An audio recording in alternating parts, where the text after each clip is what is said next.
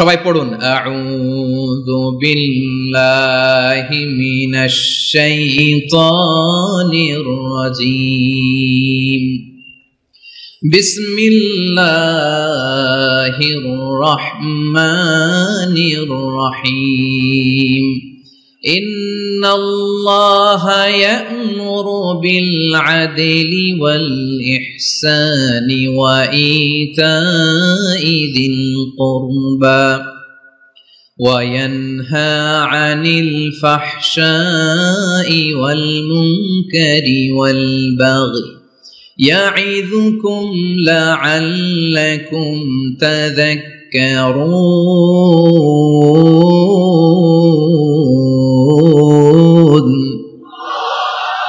আল্লাহ তাআলা ইরশাদ করছেন, ইন্নাল্লাহা ইয়া'মুরু বিল আদলি ওয়াল ইহসান, নিশ্চয় আল্লাহ তাআলা তোমাদেরকে ন্যায় বিচারের আদেশ দেন, সদাচরণের আদেশ দেন, নিকট আত্মীয়দেরকে দানের আদেশ দেন। আদেশ কয়টা? আওয়াজ করে সবাই বলুন তো, কয়টা? নিশ্চয় আল্লাহ তাআলা তোমাদেরকে ন্যায় বিচারের আদেশ দেন, সদাচরণের আদেশ দেন, তিনি তোমাদের নিকট আত্মীয়দেরকে দানের আদেশ দেন, আর তিনি তোমাদেরকে অশ্লীলতা থেকে নিষেধ করেন, মন্দ কাজ থেকে নিষেধ করেন, অবাধ্যতা সীমা লঙ্ঘন থেকে নিষেধ করেন। তিনি তোমাদেরকে উপদেশ দেন যাতে তোমরা শিক্ষা গ্রহণ করো। সুবহানাল্লাহ। উপদেশ দিচ্ছে স্বয়ং কে? তিনটা জিনিসের আদেশ। ইয়া'মুরু বিল আদল, সুবিচার ন্যায় বিচারের আদেশ তিনি দেন। ইহসানের আদেশ দেন, যাতে আমরা ইহসান করি, একে অপরের প্রতি সুবিচার করি, মহানুভবতা দেখায়, অনুগ্রহ দেখায়, আর নিকট আত্মীয়দেরকে যেন আমরা দান করি। এই তিনটা আদেশ তিনি দিয়েছেন। আর কোন তিনটা জিনিস থেকে তিনি বারণ করেছেন? অশ্লীলতা, ফাহশা, মুনকার, মানে সব মন্দ আর অসৎ কাজ, এগুলো থেকে তিনি আমাদেরকে বারণ করেন। ওয়াল বাগি, অবাধ্যতা, সীমা লঙ্ঘন, এই তিনটা কাজ থেকে তিনি আমাদেরকে বারণ করেন। তিনি আমাদেরকে উপদেশ দেন, স্বয়ং আল্লাহ তাআলা আমাদেরকে উপদেশ দেন যাতে করে আমরা শিক্ষা গ্রহণ করি। সুবহানাল্লাহ পড়ে। তাহলে আসুন আমরা ধরে ধরে একটা একটা করে সামনের দিকে আগাই। আল্লাহ তাআলা প্রথমে আমাদেরকে আদেশ দিয়েছেন আদালের। ইন্নাল্লাহা ইয়া'মুরু বিল আদল, আওয়াজ করে বলুন আল আদাল। সবাই পড়ুন আল আদাল। আমরা উর্দু জানি, হিন্দি জানি, অনেকে ইংরেজিও জানি, কিন্তু আরবি শব্দগুলো আমাদের মুখ দিয়ে বেরোতে চায় না। আওয়াজ করে বলুন আল আদাল। মাশাআল্লাহ। ইন্নাল্লাহা ইয়া'মুরু বিল আদল, আল্লাহ তাআলা আমাদেরকে আদলের আদেশ দেন। আদল অনেকে না বুঝলেও আদালত শব্দটা বুঝবেন। আদালত, আদালত, আদালত বুঝেন না? যেখানে বিচার কার্যের ফয়সালা করা হয়, কোর্ট কাচারি আদালত, এটা তো ভেরি কমন। এটা শুনছেন না সবাই? আদালত, যেখানে ন্যায় বিচার হবে, সুশাসন হবে। কিন্তু ভাগ্যের কি নির্মম পরিহাস, ওখান থেকে মিথ্যা সাক্ষী দিয়ে মনমতো রায় দিয়ে দেয়া হয়। এগুলোর পরিবর্তন হওয়ার দরকার আছে না নাই? প্রিয় ভাইয়েরা, আদালত, আল আদল, ইংরেজিতে বলে জাস্টিস, ন্যায় বিচার, সুবিচার, সুশাসন, জাস্টিস, আল আদাল, সব জায়গায় এই জাস্টিস থাকা দরকার। Justice should be prevailed in the society. The mission of all prophet was to uphold the justice. সব নবীর মিশন ছিল এই জাস্টিসকে, আদালকে, সুশাসন আর সুবিচারকে নিশ্চিত করা। পড়েন সুবহানাল্লাহ। And the core message of every divine scripture was to uphold justice. পৃথিবীর সব আসমানি কিতাবের মূল শিক্ষা ছিল এই জাস্টিসকে সমাজে এনশিওর করা, সুবিচার, সুশাসনকে এনশিওর করা। তাহলে প্রিয় ভাইরা, আমরা বুঝতে পারলাম আল আদল শব্দের মানে হচ্ছে ইনসাফ বা সুবিচার বা ন্যায় বিচার। এটা হচ্ছে একটা general meaning, very general meaning. আপনি যদি ইন ডেপথ বুঝতে চান, আরো ভেতরে যান, তাহলে আদল মানে হচ্ছে সমন্বয়, আদল মানে হচ্ছে ভারসাম্য, ব্যালেন্স। আদল মানে হচ্ছে মধ্যম পন্থা। সুবহানাল্লাহ পড়েন। কারণ সব সময় সমান সমান হইলেই সুবিচার হয় না। কথা কি বুঝতেছেন? ইসলামের দ্য কনসেপ্ট অফ আদল, এটা এমন আদল, এটা সব সময় সমান সমান নয়। যখন সমান সমান দেয়া দরকার, ইসলাম সমান সমান দেয়। যখন ব্যালেন্স করা দরকার, চেক এন্ড ব্যালেন্স, সমন্বয়, ভারসাম্য করা দরকার, তখন ইসলাম ভারসাম্য করে দেয়। এটার নাম আদল। সুবহানাল্লাহ। সহজ করে আপনাদেরকে বুঝাই। যেমন ধরুন, একটা পরিবারের 3 জন সদস্য, স্বামী, স্ত্রী আর সন্তান। তাদের সকালবেলার ব্রেকফাস্টে স্বামীর সকালের নাস্তায় স্বামীর 3টা রুটি লাগে, স্ত্রীর 2টা লাগে, আর সন্তানের 1টা রুটি লাগে। এখন আমি যদি সমান সমান করে আদল করতে চাই, সবাইকে যদি 3টা করে রুটি দেই, তাহলে স্বামী বেচারার জন্য ঠিক আছে, কি বলেন? কথা কি বুঝতেছেন না কষ্ট হয়ে যাচ্ছে? যদি সমান সমানের নিয়মে আগাই, তাহলে 3টা করে যদি রুটি দেই স্বামীর জন্য ওকে, কিন্তু স্ত্রীর জন্য 1টা বেশি হয়ে যায়। আর সন্তানের জন্য কয়টা বেশি হয়? আচ্ছা, এই তো বুঝতেছেন, মাশাআল্লাহ। আচ্ছা, 2টা করে যদি সবাই দেই সমান সমান নীতিতে, তাহলে স্ত্রীর জন্য, স্ত্রী বেচারির জন্য ঠিক আছে, কিন্তু স্বামীর কয়টা কম পড়ে? আর সন্তানের বেশি হয়ে যায় কয়টা? আচ্ছা, সমান সমান নীতিতে সবাইকে যদি সকালের নাস্তার জন্য 1টা করে রুটি দেই, সন্তানের জন্য ঠিক আছে, কিন্তু স্ত্রী বেচারির কম পড়ে কয়টা? স্বামীর কম পড়ে কয়টা? 2টা। কথা কি বুঝতেছেন? আর আমি যদি স্বামীকে দেই 3টা, স্ত্রীকে দেই 2টা, আর সন্তানকে দেই 1টা, তাহলে কারো অপচয় হবে না, যার যতটুকু দরকার ঠিক ততটুকুই কাজে লাগবে। চিল্লায় বলেন ঠিক কিনা? এটাই হচ্ছে ইসলামের আদল, যেখানে যার যতটুকু দরকার তাকে সেখানে ঠিক ততটুকু দিয়ে দেওয়ার নামই হচ্ছে আদল। চিল্লায় পড়েন আল্লাহু আকবার। রব্বুল আলামিন বলেন, ইউসিকুমুল্লাহু ফি আওলাদিকুম লিযযাকারি মিসলু হাযযিল উনসায়াইন। আল্লাহ তোমাদেরকে ওসিয়ত করেন, তোমাদেরকে আদেশ দেন, উত্তরাধিকার সম্পদ যখন বন্টন হবে, ছেলেরা যতটুকু পাবে, মেয়ে পাবে তার অর্ধেক। সুবহানাল্লাহ বলেন। দেখেন, ছেলে যদ্দূর, মেয়ে অর্ধেক, ছেলে ডবল পাবে। আপাত দৃষ্টিতে মনে হয় এখানে অবিচার হয়েছে, কিন্তু আসলে কি অবিচার হয়েছে? আপনি বিয়ের ক্ষেত্রে যান, ওইখানে আবার ছেলে মোহরানা দেয়, মেয়ে সেখানে মোহরানা পায়। তাহলে চেক এন্ড ব্যালেন্স, ভারসাম্য, ব্যালেন্স, মধ্যম পন্থা এখানে আছে না নাই? এটাই হচ্ছে ইসলামের আদল। আল্লাহ তাআলা এই আদলের আদেশ দিয়েছেন, সুবিচার, ন্যায় বিচার, সুশাসন এবং ভারসাম্যের আদেশ দিয়েছেন। প্রিয় ভাইয়েরা, একটি শান্তিময় সমাজ, একটা সমৃদ্ধ সমাজ, একটা মানবিক সমাজ যদি আমরা পেতে চাই, এই আয়াতের মধ্যে যতগুলো পয়েন্ট আছে সবগুলোর বাস্তবায়ন লাগবে। কথা বুঝতে পেরেছেন? বলেন, আওয়াজ করে বলেন, আমরা একটা শান্তির সমাজ চাই কি চাই না? আমরা একটা সমৃদ্ধ বাংলাদেশ চাই কি চাই না?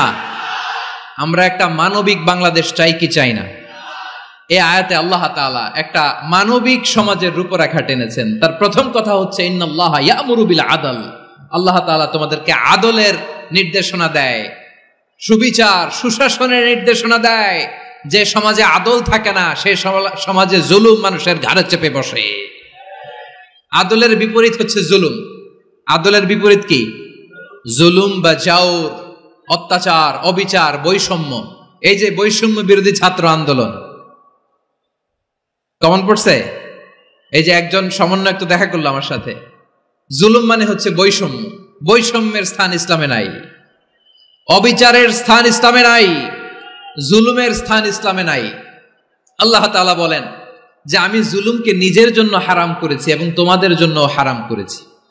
বিশ্বনবী ফরমান, আল্লাহ তাআলা বলেন হাদিসে কুদসিতে, ইয়া ইবাদি ইন্নী হারামতুয যুলমা আলা নাফসি ওয়া জাআলতুহু বাইনাকুম মুহাররামান ফালা তাযালামু। আমার গোলামেরা শোনো, নিশ্চয় আমি আল্লাহ তাআলা জুলুমকে আমি আমার উপরে হারাম করেছি, অনুরূপভাবে জুলুম করাকে তোমাদের উপরেও হারাম করেছি। ফলে ফালা তাযালামু, তোমরা একে অপরের সাথে জুলুম করো না। নির্দেশনাটা কার? খবরদার, জুলুমের সাথে আমাদের কোনো সম্পর্ক, জুলুমের সাথে ইসলামের কোনো সম্পর্ক নাই। আল্লাহ তাআলা জালিমদের জন্য কঠিন শাস্তি প্রস্তুত করে রেখেছেন। যারা এই আদলকে ভুলুণ্ঠিত করে জুলুমের রাস্তায় হাঁটতে চায়, তাদের প্রাপ্য কিয়ামতের ময়দানে বুঝিয়ে দিবে কে? আল্লাহ তাআলা তাদের প্রাপ্যকে বুঝিয়ে দিবেন। এজন্য বিশ্বনবী বলে, খবরদার, তোমরা ইনসাফ করবে, আদল করবে, জুলুম করবে না। আয-যুলমু যুলুমাতুন ইয়াউমাল কিয়ামা, জুলুম কিয়ামতের দিন অন্ধকার হয়ে জালিমের ঘাড়ে চেপে বসবে। আবার বিশ্বনবী বলতেন, ইত্তাকি দাওয়াতাল মাজলুম, খবরদার, তোমরা মজলুমের কান্নাকে ভয় করো। ফাইন্নাহু লাইসা বাইনাহু ওয়া বাইনাল্লাহি হিজাব, কেননা মজলুমের কান্নার মাঝে আর আল্লাহর আরশের মাঝে কোনো পর্দা থাকে না। বিশ্বাস হয়? এই কথা বিশ্বাস হয়? এর জলজ্যান্ত প্রমাণ তো আমরা নিজেরাই দেখলাম। হ্যাঁ, মজলুমের কান্না ফুলে ফেপে মহিরুহ হয়ে পাহাড়ের মতো হয়ে বিস্ফোরিত হয়ে জালিমের মসনদকে ছারখার করে দিয়েছে। এর প্রমাণ তো আমরা নিজেরাই তো দেখলাম। জালিমের পরিণতি কি হয় আমরা জীবদ্দশাই তো দেখলাম। এমনও কোনো জুলুম নাই যে হয় নাই, ঠিক কিনা বলেন? আহারে জুলুম, আহারে জুলুম। রিসেন্টলি আয়না ঘরের কিছু ছবি প্রকাশিত হয়েছে সোশ্যাল মিডিয়ায়, দেখেছেন আপনারা?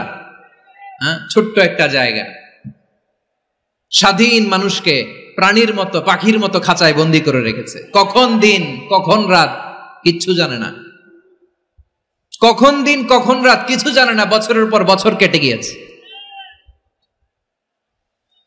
এক্সট্রা জুডিশিয়াল কিলিং এর কোনো হিসাব নাই।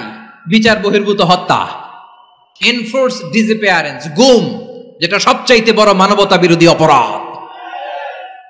কত মানুষ যে গুম হয়েছে তার কোনো ইয়ত্তা নাই। যেই ফ্যামিলির সদস্য গুম হয়েছে তারা কি ওই লোকটার জন্য মাগফিরাতের দোয়া করবে নাকি সুস্বাস্থ্যের দোয়া করবে তারা নিজেরাও জানতো না, কারণ জানে না ও বেঁচে আছে না মরে গেছে। আহা, বিডিআর নওজোয়ানদের যারা ছাড়া পেল দেখলাম, বিনা অপরাধে কোনো অন্যায় ছাড়া অপরাধ ছাড়া তাদের জীবন থেকে, তাদের তারুণ্যের, তাদের যৌবনের 15 বছর 16 বছর 17 বছর নাই, 6 মাস বয়সের ছোট বাচ্চাকে রেখে জেলে গেছে। 6 মাসের মেয়ে বের হয়ে দেখে মেয়ের বয়স 17 বছর। মেয়ে বাবারে চিনে না, বাবা মেয়েরে চিনে না। মেয়েকে এখন বিয়ে দিয়ে আরেক ছেলের হাতে তুলে দিবে। মেয়ের শৈশব বাবা দেখে নাই, মেয়ের কৈশোর বাবা দেখে নাই, মেয়ের তারুণ্য দেখে নাই।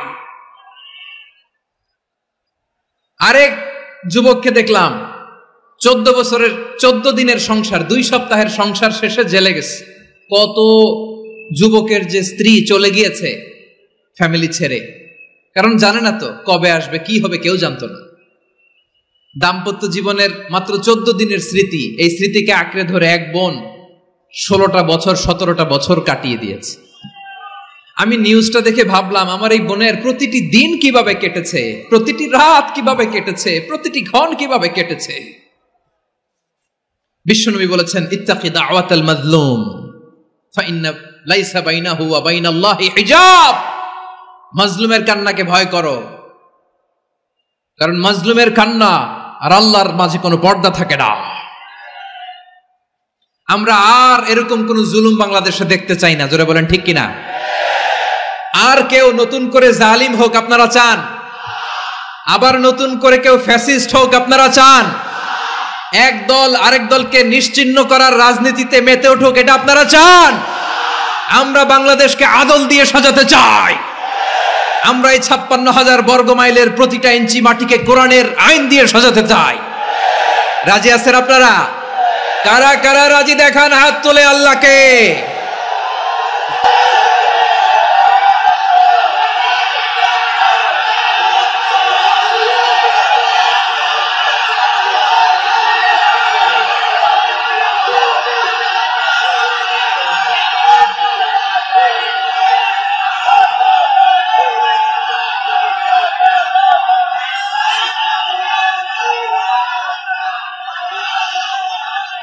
বসুন আমার প্রিয় বীর চট্টলার তৌহিদি মুসলমান, আমরা আর নতুন করে কেউ জালিম হোক এটা চাই না। নতুন করে আবার কেউ ফ্যাসিস্ট হোক আমরা চাই না। এক দল আরেক দলকে নিশ্চিহ্ন করার রাজনীতি করুক আমরা চাই না। আমরা সুশাসনের বাংলাদেশ চাই। আমরা মানবিক বাংলাদেশ চাই।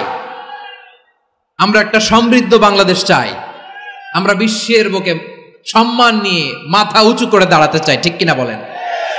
আল্লাহ বললেন, এটা যদি তোমরা চাও, একটা সমৃদ্ধ সমাজ যদি বিনির্মাণ করতে চাও, মানবিক সমাজ যদি বিনির্মাণ করতে চাও, আমি তোমাদেরকে সেজন্য প্রথমে আদালতের নির্দেশ দিলাম। ইন্নাল্লাহা ইয়া'মুরু বিল আদল, নিশ্চয় আল্লাহ তাআলা তোমাদেরকে ন্যায় বিচার সুশাসন এটার আদেশ দেন। সুবহানাল্লাহ।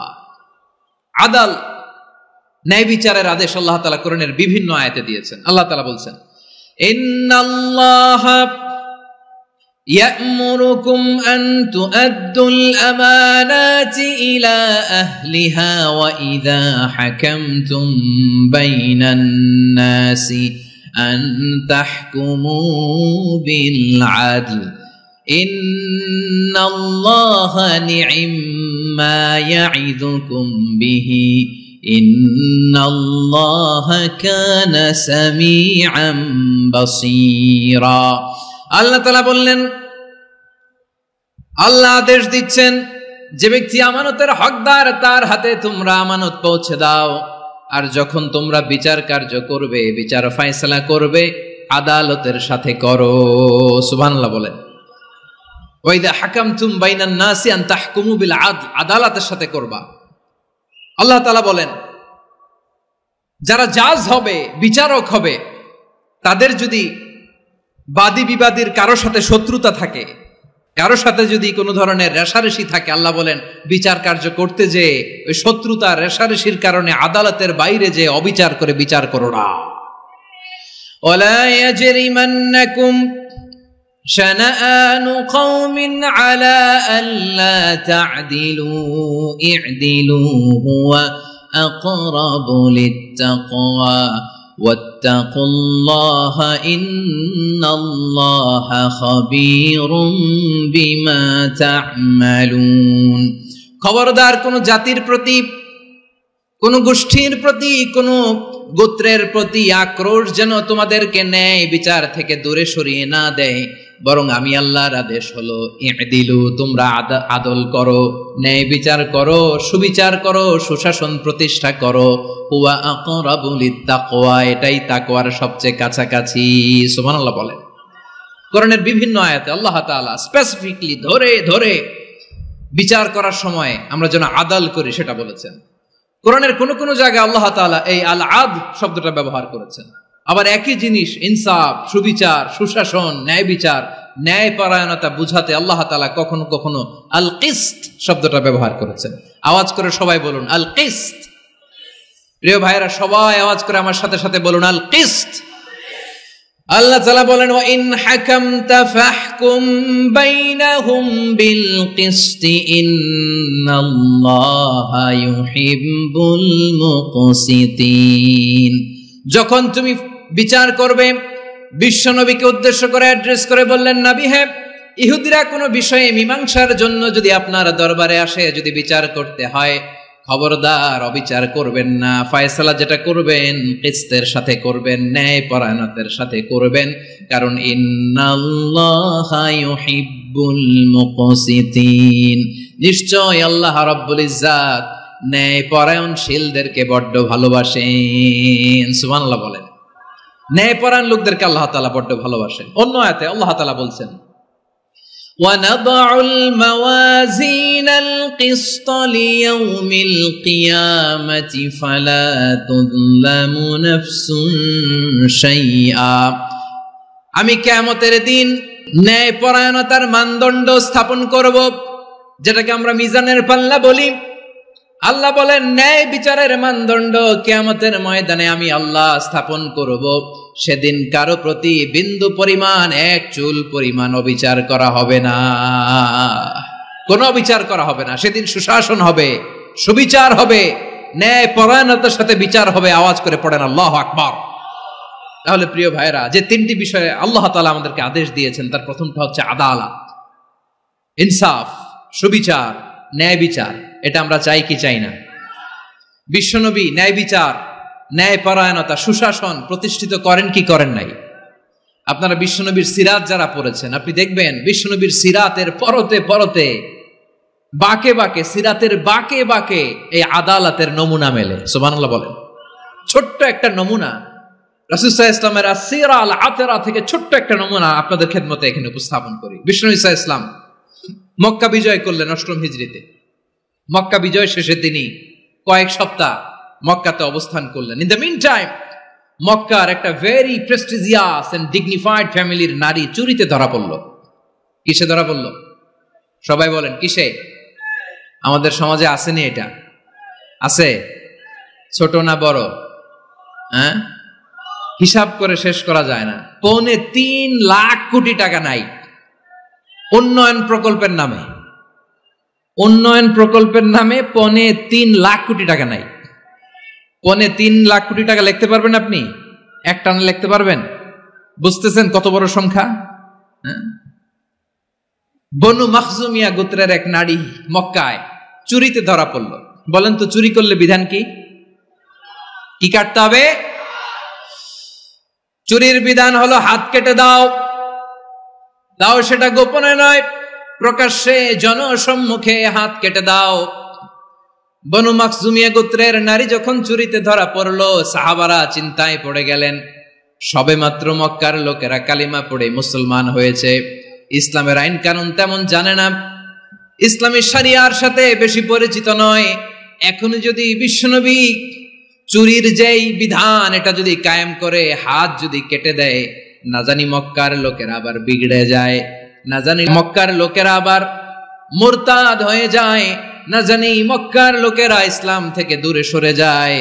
চলো চলো, সাহাবীরা মিলে পরামর্শ করলেন, চলো বিশ্বনবীর কাছে যে বলি, ও নবী, শুধু কেবলমাত্র একমাত্র এই নারীর জন্য চুরির হাত কাটার বিধানটা আপনি একটু থামিয়ে দেন।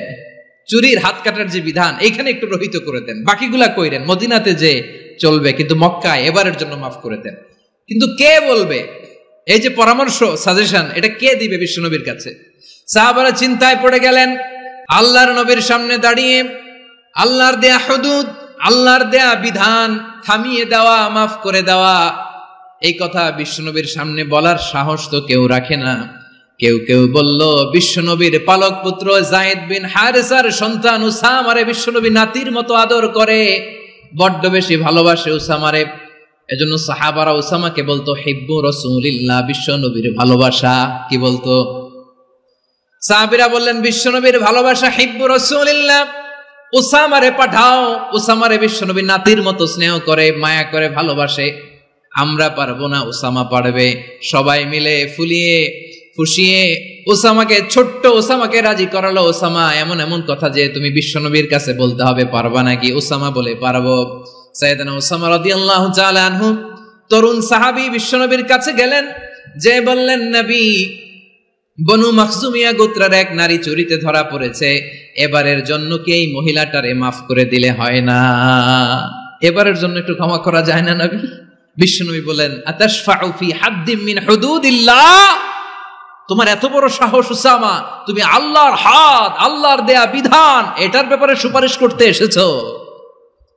তোমরা কি জানো তোমাদের আগে যত কওম, যত গোত্র, যত জনপদ ধ্বংস হয়েছে তার কারণ ছিল তাদের মধ্যে গরিবরা অন্যায় করলে তারা বিচার করত, আর ধনীরা অন্যায় করলে তারা মাফ করে দিত। খবরদার!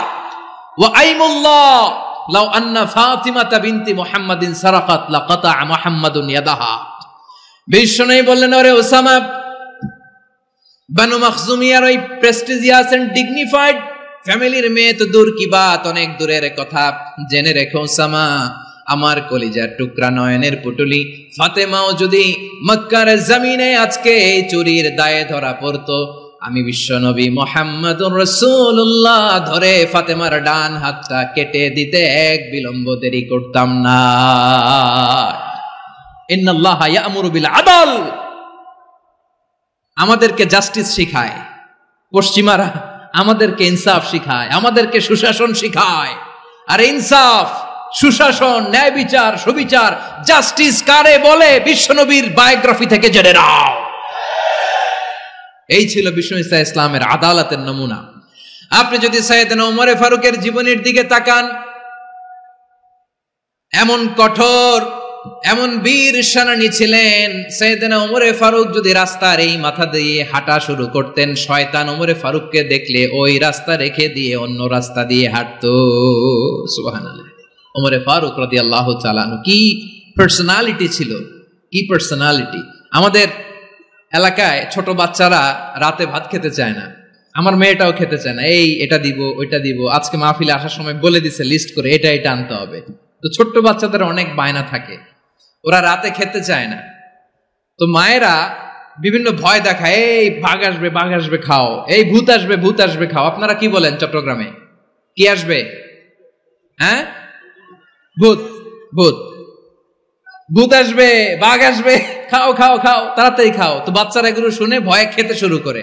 মদিনার জমিনেও একই ঘটনা ঘটতো। মদিনার ছোট্ট ছোট্ট সোনামণিরা খেতে চাইতো না, তো মায়েরা বলতো, হা হুয়া ইয়াতি উমর, হা হুয়া ইয়াতি উমর, ওই যে উমর আসতেছে, উমর। ওমরে ফারুকের কথা শুনলেই বাচ্চারা একেবারে ঠান্ডা। সুবহানাল্লাহ পড়বেন না? প্রভু তুমি বলেছ রাসূল দেবে না, বলনি দেবে না ওমর, বলনি দেবে না হামজা তারিক, খালিদ বিজয় সমর। প্রভু তুমি বলেছ রাসূল দেবে না, বলনি দেবে না ওমর, বলনি দেবে না হামজা তারিক, খালিদ বিজয় সমর। প্রভু তুমি বলেছ রাসূল দেবে না। আল্লাহু আকবার। ওমর ফারুক রাদিয়াল্লাহু তাআলা আনহু, ওনার কথা শুনলে গায়ের মধ্যে গুজবাম হয়, গায়ের পশমগুলো দাঁড়িয়ে যায়। সুবহানাল্লাহ বলেন। কি পার্সোনালিটি ছিল, কি ব্যক্তিত্ব ছিল। মুনাফিকরা ওমর ফারুককে জমের মতো ভয় পেতেন। শয়তান, খুদ শয়তান, শয়তান অন্য রাস্তা দিয়ে হাঁটতো। ওমর ফারুক রাদিয়াল্লাহু তাআলা আনহুর জীবনে যদি দেখেন, তাহলে সেখানে আপনি আদালতের, ইনসাফের, সুশাসনের, জাস্টিসের নমুনা দেখতে পাবেন। কয়টা শুনবেন? সাইয়েদনা ওমর ফারুকের রাদিয়াল্লাহু তাআলা আনহুর সন্তান আব্দুর রহমান মিশরে মদ খেয়ে মদ্যপ অবস্থায় ধরা পড়েছে। মদ খাওয়ার কারণে, মদ যদি কেউ পান করে আর যদি প্রমাণিত হয়, তার বিচার হলো 80 বেত। আওয়াজ করে বলেন কয় বেত? বাংলাদেশেও তো এই আইন আছে নাকি? বাংলাদেশে আছে? হ্যাঁ, মদ খাইলে 80 বেত, এই আইন বাংলাদেশে চালু হোক। আমরা চাই কি চাই না? চাই সবাই। এজন্যই তো ইসলাম ভাল লাগে না। ইসলামকে ভাল লাগে না। ইসলামকে আউট করে রাখতে পারলেই তো এরকম বড় বড় বোতল খাওয়া যায়। একেবারে সহজ, পানির মতো সহজ হিসাব, একেবারে সহজ। ওমর ফারুক রাদিয়াল্লাহু তাআলা আনহুর ছেলে ভুল করে মদ পান করে ফেলেছিলেন। আব্দুর রহমান, ঘটনা ঘটেছে মিশরে। মিশরের গভর্নর তখন আমর ইবনুল আস রাদিয়াল্লাহু তাআলা আনহু। আব্দুর রহমানের ভাই যে গভর্নরকে বলল, গভর্নর যদি একটু দয়া করেন, খলিফার ছেলে আমার ভাই আব্দুর রহমান মদ্যপ অবস্থায় ধরা পড়েছে, জনসম্মুখে যদি আপনি বেত্রাঘাত করেন আমাদের প্রেস্টিজ থাকে না, যদি 80 বেত আপনি মারেন আমার কোনো কথা নাই, কিন্তু ঘরের ভেতরে মারেন। আব্দুর রহমানের ভাইয়ের সুপারিশ শুনে সাইয়েদনা আমর ইবনুল আস রাদিয়াল্লাহু তাআলা আনহু রাজি হয়ে গেলেন। ঘরের ভেতরে লোকচক্ষুর আড়ালে 80 বেত তিনি মানলেন। কিন্তু ঘটনাক্রমে এই কথা লুকিয়ে লুকিয়ে ঘরের ভেতরে 80 বেত মারার কথা সাইয়েদনা ওমর ফারুক মদিনা থেকে জানতে পারলেন। মদিনা থেকে তিনি ফরমান জারি করলেন, এই বিচার যেমনটি আমর ইবনুল আস আদায় করেছে, এটা প্রকৃতপক্ষে আদায় হয় নাই। আসো সবাই মদিনায় আসো, আমর ইবনুল আস মদিনায় আসো, আব্দুর রহমানও আসো, সবাই আসো, জনসম্মুখে এই বিচার কার্যকর করতে হবে। সাইয়েদনা ওমর ফারুক মসজিদে নববীর পিলারের মধ্যে নিজের ছেলেকে বাঁধলেন, আবার জনসম্মুখে 80টা বেত তার গায়ের মধ্যে মারলেন। মাজমুয়ে ফাতাওয়া ইবনে তাইমিয়া রাহিমাহুল্লাহ উনি এটা নকল করেছেন। এটা সবচেয়ে বিশুদ্ধ মত। আরো অনেক মত আছে, মারা গেছে কবরের উপর, ওগুলো বাদই দিলাম। কেমন খলিফা ছিলেন, কেমন খলিফা! পশ্চিমারা তোমরা জাস্টিস আমাদেরকে শেখাও, ইনসাফ কারে বলে, সুশাসন আমাদেরকে তোমরা শিখাও। ওমর ফারুক রাদিয়াল্লাহু তাআলা ওই বিচারকে তিনি ধর্তব্য মনে করেন নাই। মদিনাতে এনে আবার জনসম্মুখে আবার 80 বেত মেরেছেন। মিশরে ওমর ফারুক রাদিয়াল্লাহু তাআলা আনহু আমর ইবনুল আসকে গভর্নর করে পাঠালেন। সেখানে আমর ইবনুল আসের ছেলে একটা প্রতিযোগিতায় রানার আপ হয়েছে। এক মিশরি সেখানে চ্যাম্পিয়ন হয়েছে। রানার আপ বুঝতে পেরেছেন তো? রানার আপ সেকেন্ড হয়েছে, এক মিশরি হয়েছে চ্যাম্পিয়ন প্রথম। কিন্তু গভর্নরের ছেলে ও জিততে পারে নাই। ও রাগে ওই মিশরির গায়ের মধ্যে কয়েকটা লাঠি দিয়ে বাড়ি মেরেছে। মিশরি যে মদিনাতে ওমর ফারুকের কাছে বিচার দিলেন, আপনার গভর্নরের ছেলে অন্যায়ভাবে আমার গায়ে হাত তুলেছে। সাইয়েদনা ওমর ফারুক আবার ফরমান জারি করলেন, আসো মদিনাতে আসো, মিশরীকে ডাকলেন। ওই মিশরের গভর্নর আমর ইবনুল আস রাদিয়াল্লাহু তাআলা আনহুকে ডাকলেন, তার ছেলেকেও ডাকলেন। সবাই বসে রইল। আমর ইবনুল আস রাদিয়াল্লাহু তাআলা আনহু মাথা নিচু করে বসে আছেন, লজ্জায় কাচুমাচু। হায় হায়, আজকে আমার ছেলের কারণে আমিরুল মুমিনিন খলিফাতুল মুসলিমিন ওমরে ফারুকের কাছে আমি জনসম্মুখে লজ্জিত হচ্ছি। সাইয়েদনা ওমরে ফারুক বললেন, এই নাও লাঠি, গভর্নরের ছেলে তোমার মাথার মধ্যে যতগুলো বাড়ি মেরেছে, আজকে জনসম্মুখে তুমি অতগুলা বাড়ি মারো। মিশরী বলে, থাক, আপনি যে ডেকে আনছেন সবার সামনে এটা বলছেন, এতেই আমি খুশি। আল্লাহু আকবার। আপনার মহানুভবতা দেখে আমি খুশি, আর অপমানের দরকার নাই। ওমরে ফারুক বলে, না, খবরদার, এই কথা মিশরী তুমি বলো না, মারো, যতগুলা বাড়ি মেরেছে মারো। বাধ্য হয়ে মিশরী আমর ইবনুল আসের সামনে ওনার কলিজার টুকরা সন্তানের মাথার মধ্যে বাড়ি মারতে আরম্ভ করলেন। ঠিক যতগুলা বাড়ি গভর্নরের ছেলে আমর ইবনুল আসের ছেলে মিশরীর গায়ে মেরেছিল, মাথায় মেরেছিল, মিশরী গুনে গুনে ততটা মারলেন। এই দৃশ্য দেখে ওমরে ফারুক রেগে মেগে আগুন, রাগের চোটে রাগ সামলাতে না পেরে, আর নিজেকে সামলাতে না পেরে মিশরীরে বললেন, ছেলেরে মারা শেষ হয়ে গেলে এবার বাবার টাক মাথার মধ্যে কয়েকটা বাড়ি মার। রাগের চোটে, আউট অফ অ্যাঙ্গার, রাগের চোটে, যে আমার পাঠানো গভর্নর আমর ইবনুল আস তার ছেলেকে কেন আদব তারবিয়া কেন শিক্ষা দিতে পারে না, ছেলেরে মারা হইলে এবার আমর ইবনুল আসের মাথার মধ্যে দুইটা মারো। এটা রাগে বলেছেন, এটা শাস্তি হিসেবে না। সুবহানাল্লাহ পড়ে। তোমরা আমাদেরকে সুশাসন শিখাও, আমাদেরকে সুশাসন শিখাও। বিশ্বনবী বলেন, আদল এটা যেন তেন বিষয় না, এটা দিয়েই মানবিক সমাজ গড়তে হবে। আল্লাহ তাআলা কিয়ামতের কঠিন ময়দানে, যেদিন স্বামী স্ত্রীকে চিনবে না, স্ত্রী স্বামীকে দেখে পালিয়ে যাবে, বন্ধু বন্ধুরে চিনবে না, পীর সাহেব মুরিদরে চিনবে না, মুরিদ পীর সাহেবরে চিনবে না, দলের কর্মী তার নেতারে চিনবে না, নেতা তার কর্মীরে চিনবে না, বন্ধু বন্ধুরে দেখে পালাবে। এই কঠিন মুহূর্তে সূর্যটা মাথার কাছে চলে আসবে, জমিনটা তামার জমিন হবে, আজকের জমিনের মতো নয়। মানুষ ঘর্মাক্ত, ক্লান্ত, শ্রান্ত মাথার মগজগুলো কানের ছিদ্র আর নাকের ছিদ্র দিয়ে বেয়ে বেয়ে পড়বে।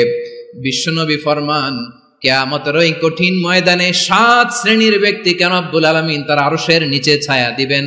তার মধ্যে প্রথম শ্রেণীর ব্যক্তি হলো ইমামুন আদিল। ইমামুন আদিল, ন্যায়পরায়ণ শাসক, যে ইনসাফের সাথে বিচার করে, যে জাস্টিস সমাজে সার্ভ করে, যে সুশাসন নিশ্চিত করে, ওই ইমামুন আদিল। আদিল শব্দটা বুঝছেন না? ইন্নাল্লাহা ইয়া'মুরু বিল আদল, পাইছেন? আদিল। 7 শ্রেণীর ব্যক্তিকে আল্লাহ তাআলা সুশীতল আরশের নিচে ছায়া দিবেন, যেদিন তার দেয়া ছায়া ছাড়া কোনো ছায়া থাকবে না। এর প্রথম হচ্ছে ইমামুন আদিল, ন্যায়পরায়ণ শাসক। চিল্লায় বলেন সুবহানাল্লাহ। আবার বিশ্বনবী বললেন, ইন্নাল মুকসিতিনা ইনদাল্লাহি আলা মানাবিরা মিন নূর আন ইয়ামিনির রহমান। কিয়ামতের দিন যারা ন্যায়পরায়ণ হিসেবে আল্লাহর সামনে দাঁড়াবে, কিয়ামতের দিন রব্বুল আলামিন তার আরশের ডান দিকে ওই ন্যায়পরায়ণ লোকদের জন্য আরশের ডান দিকে একটা নূরের মিম্বারে তাদেরকে বসার সুযোগ করে দিবে। আল্লাহর আরশের ডান দিকে ন্যায়পরায়ণ লোকদের জন্য আল্লাহ তাআলা নূরের মিম্বার বানাবে। 4 কেন কথা মনে করেছেন? আল আদাল, জাস্টিস। ইন্নাল্লাহা ইয়া'মুরু বিল আদল। আল্লাহ তাআলা এই আদালতের নির্দেশনা দেয়, সুবিচার, সুশাসন। প্রিয় ভাইয়েরা, এটা আমরা বাংলাদেশে চাই কি চাই না? এই যে অরাজকতা, এই যে অন্যায়, এই যে জুলুম, এই যে ইনকনসিস্টেন্সি, সমাজের অসঙ্গতি, এর প্রধান কারণ জাস্টিস নাই, সুবিচার নাই, সুশাসন নাই। শেষবারের মতো আওয়াজ করে বলেন তো, আমরা বাংলাদেশে আদল চাই কি চাই না? তাহলে প্রথম নির্দেশনা শেষ। আল্লাহ তাআলা তোমাদেরকে আদলের আদেশ দেন। এরপরে আল্লাহ বললেন, আমি তোমাদেরকে ইহসানের আদেশ দেই। ইন্নাল্লাহা ইয়া'মুরু বিল আদলি ওয়াল ইহসান। আমি তোমাদেরকে যেমনি আদলের নির্দেশনা দেই, তেমনি ভাবে তোমাদেরকে ইহসানের নির্দেশনা দেই। ইহসান, আওয়াজ করে সবাই বলেন তো ইহসান। সবাই বলেননি, সবাই বললে এতটুকু আওয়াজ হবে আমি বিশ্বাস করি না। আওয়াজ করে বলুন আল ইহসান। ইহসান মানে কারো প্রতি সফট হার্টেড হওয়া, মহানুভব হওয়া, অনুগ্রহ পরায়ণ হওয়া, অনুগ্রহশীল হওয়া, একে অপরের প্রতি দয়াদ্র হওয়া। একে অপরের প্রতি দয়াদ্র অনুগ্রহশীল হওয়া ছাড়া মানবিক সমাজ কশিনকালেও গঠন করা সম্ভব না। প্রিয় ভাইয়েরা, সুন্দর আচরণ দিয়ে, ইহসান দিয়ে যা জয় করা যায়, নরম আচরণ দিয়ে যেটা অর্জন করা যায়, কঠোরতা দিয়ে সেটা পারা যায় না। বিষ্ণু ঈসা ইসলাম ইহসান দিয়ে, কোমল আচরণ দিয়ে, তার অনুগ্রহ দিয়ে তিনি অনেক কাফিরের হৃদয়কে জয় করে ফেলেছেন। সাইয়েদনা সুমামা ইবনে উসাল রাদিয়াল্লাহু তাআলা আনহুর কথা মনে পড়ে যায়। তিনি ছিলেন ইয়ামামার বাদশা। মদিনাতে বিশ্বনবীকে হত্যা করার নিয়তে এসেছিলেন। গোপনে গোপনে বিশ্বনবীকে হত্যা করে আবার ইয়ামামাতে তিনি ফিরে যাবেন। কিন্তু কি অবাক করা কাণ্ড, হত্যা করতে পারে নাই, সাহাবাদের হাতে তিনি ধরা পড়ে গেলেন। সাইয়েদনা সুমামা ইবনে উসাল রাদিয়াল্লাহু তাআলা আনহু হত্যার নিয়তে আসলেন, কিন্তু হত্যা করতে পারলেন না। সাহাবারা ওনাকে ধরে ফেললেন, ধরে মসজিদে নববীর পিলারের মধ্যে বেঁধে রাখলেন। সুমামা ইবনে উসাল, সিরাত থেকে শুনুন, সিরাত থেকে শোনাচ্ছি। রাদিয়াল্লাহু তাআলা আনহু ইয়ামামার অধিপতি ছিলেন। ইয়ামামা বিশ্বনবীকে হত্যার জন্য আসছেন, ধরা পড়ে গেছেন, এখন মসজিদে নববীতে বেঁধে রাখছে, তার মানে বন্দী। এখন স্ট্যাটাস কি? বন্দী, ক্যাপটিভ। বিষ্ণু ঈসা ইসলাম সাহাবাদেরকে বললেন তার খোঁজ খবর নিও, সুমামা ইবনে উসালের খোঁজ খবর নিও। সাহাবারা বলেন, ইয়া রাসূলুল্লাহ, আপনাকে হত্যা করতে এসেছে, তার তো কঠিন ক্যাপিটাল পানিশমেন্ট হওয়া দরকার, কঠিন শাস্তি হওয়া দরকার। বিশ্বনবী বললেন, না, আমি যেটা জানি তোমরা সেটা জানো না, তোমরা সুমামার সাথে ভালো আচরণ করো। বিশ্বনবী সুমামার কাছে গেলেন। প্রথম দিন যে তিনি কালেমার দাওয়াত দিলেন, ঈমানের দাওয়াত দিলেন, ইসলামের দাওয়াত দিলেন, রিসালাতের দাওয়াত দিলেন, আখিরাতের দাওয়াত দিলেন। পরের দিন যে বিশ্বনবী সালাতের দাওয়াত দিলেন, যাকাতের দাওয়াত দিলেন, ইসলাম কি, কিভাবে, কেমন করে পালন করতে হয় চমৎকার আর্টিকুলেট করতে শুরু করলেন। তন্ময় হয়ে সুমামা ইবনে উসাল রাদিয়াল্লাহু তাআলা আনহু বিশ্বনবীর কথাগুলো শুনতে আরম্ভ করলো। একদিন নয়, 2 দিন নয়, টানা 3 দিন বিশ্বনবী সুমামার কাছে ইসলামকে প্রেজেন্ট করেছেন, উপস্থাপন করেছেন। আওয়াজ করে বলেন, কয় দিন? 3 দিন। 3 দিন মসজিদে নববীতে বাঁধা। আর সাহাবীদেরকে বললেন তার খোঁজ খবর নিও, তোমরা যে রুটি বানাও এর মধ্যে সবচেয়ে ভালো আটার রুটিটা তারে দিও, সবচেয়ে রিফাইন্ড খেজুর, যেটা পিওর খেজুর, এটা তারে দিও। আর বিশ্বনবী নিজের উট থেকে দুধ দহন করে ওনার বাড়ির এক কর্মচারীকে বলেছেন, দুধ দহন করে সুমামার জন্য নিয়ে যেও। সুবহানাল্লাহ পড়বেন না? সবাই তো অবাক, ইয়ামামা থেকে আসছে নবীকে হত্যা করতে, বিশ্বনবী দেখে তারে জামাই আদর করে, তাকে মজার মজার খাবার দিও, দুধ দিও, আদর আপ্যায়ন করো।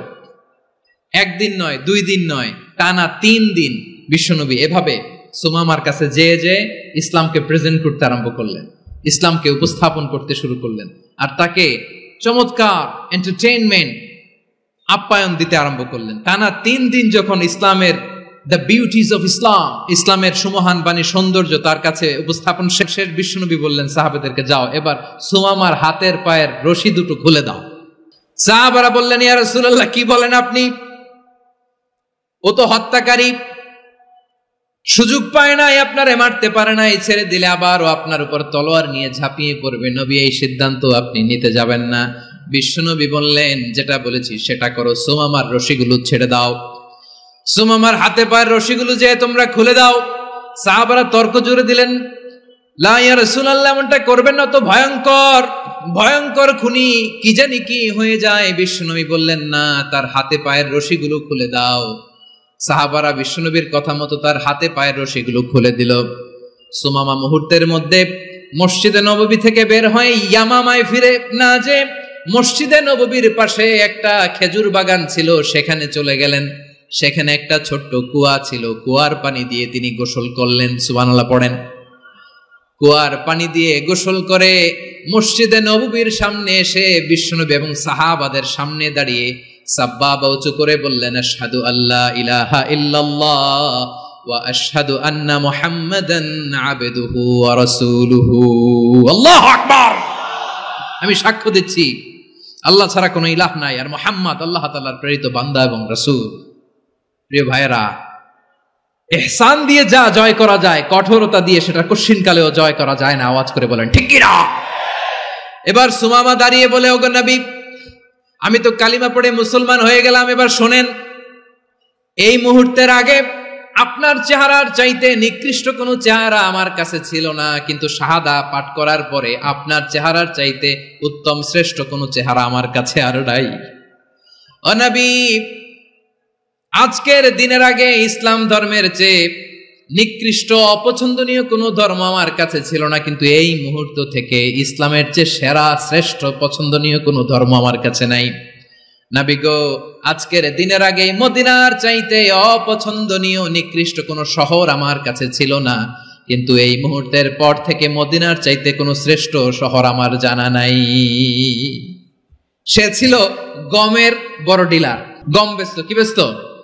তার গম কিনে মক্কার লোকেরা রুটি খাইতো। সে ঘোষণা দিল, আজকে থেকে মক্কাবাসীদের জন্য সব গম আমি হারাম করে দিলাম, মক্কাবাসী এখন না খেয়ে মরে। সুবহানাল্লাহ পড়বেন না? মক্কাবাসী বিশ্বনবীর কাছে আসলেন, এসে বললেন, মুহাম্মদ, আমরা তো তোমার ভাই, তোমার চাচা, তোমার ভাতিজা, তোমার আত্মীয়, তুমি সুমামারে বলো সে যেন আবার গমের সাপ্লাই মক্কার জন্য অনুমতি দিয়ে দেয়। বিশ্বনবীর অনুমতি ক্রমে সুমামা আবার মক্কাতে গম পাঠাতে শুরু করলো। পড়েন সুবহানাল্লাহ। ইহসান, ইহসান দিয়ে আপনি যেটা জয় করতে পারবেন, you can win the heart of your enemies. ইহসান দিয়ে আপনি আপনার শত্রুর হৃদয়কে জয় করতে পারবেন। আওয়াজ করে বলেন ঠিক কি না?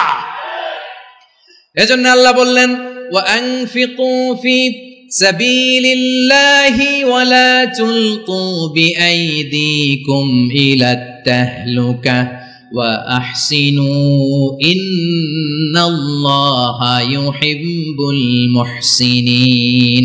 তোমরা আল্লাহর রাস্তায় দান করবে আর নিজেরা নিজেদেরকে ধ্বংসের হাতে ঠেলে দিও না। তোমরা একে অপরের প্রতি ইহসান করবে, কারণ ইহসানকারীদেরকে আল্লাহ বড্ড ভালোবাসেন। সুবহানাল্লাহ পড়েন। আবার সূরা রহমানে আল্লাহ বললেন, হাল জাযাউল ইহসানি ইল্লাল ইহসান ফাবিআইয়ি আলা, সবাই পড়েন, ফাবিআইয়ি আলাই রাব্বিকুমা তুকাযযিবান। ইহসানের প্রতিদান হিসেবে ইহসানি হয়। বিশ্বনবী সুমামার প্রতি যেমন ইহসান করেছেন, সুমামাও ঠিক তেমন ইহসান ফিরিয়ে দিয়েছে। ঠিক কিনা বলেন? তাহলে এক নম্বরে হচ্ছে আদ, ন্যায় বিচার। দুই নম্বরে সবাই বলেন ইহসান, সদাচরণ। ইহসান দুই ধরনের প্রিয় ভাইরা, ইহসান ফিল ইবাদা, ইহসান ফিল মুআমালা। ইহসান ফিল ইবাদা হচ্ছে একাগ্র অনুভবে ইবাদতে ডুব দেওয়া, এর নাম ইবাদতের ইহসান। সুবহানাল্লাহ পড়ে। বিশ্বনবী বলেন ইহসান মানে কি জানো নাকি? হাদিসে জিবরিলে সাইয়েদনা জিবরিল আলাইহিস সালাম বিশ্বনবীকে বললেন, আখবিরনি আনিল ইহসান। নবী আমাদেরকে বলেন ইহসান মানে কি? বিশ্বনবী বললেন, আনতা আবুদাল্লাহা কাআন্নাকা তারাহু ফাইন লাম তাকুন তারাহু ফাইন্নাহু ইয়ারাক।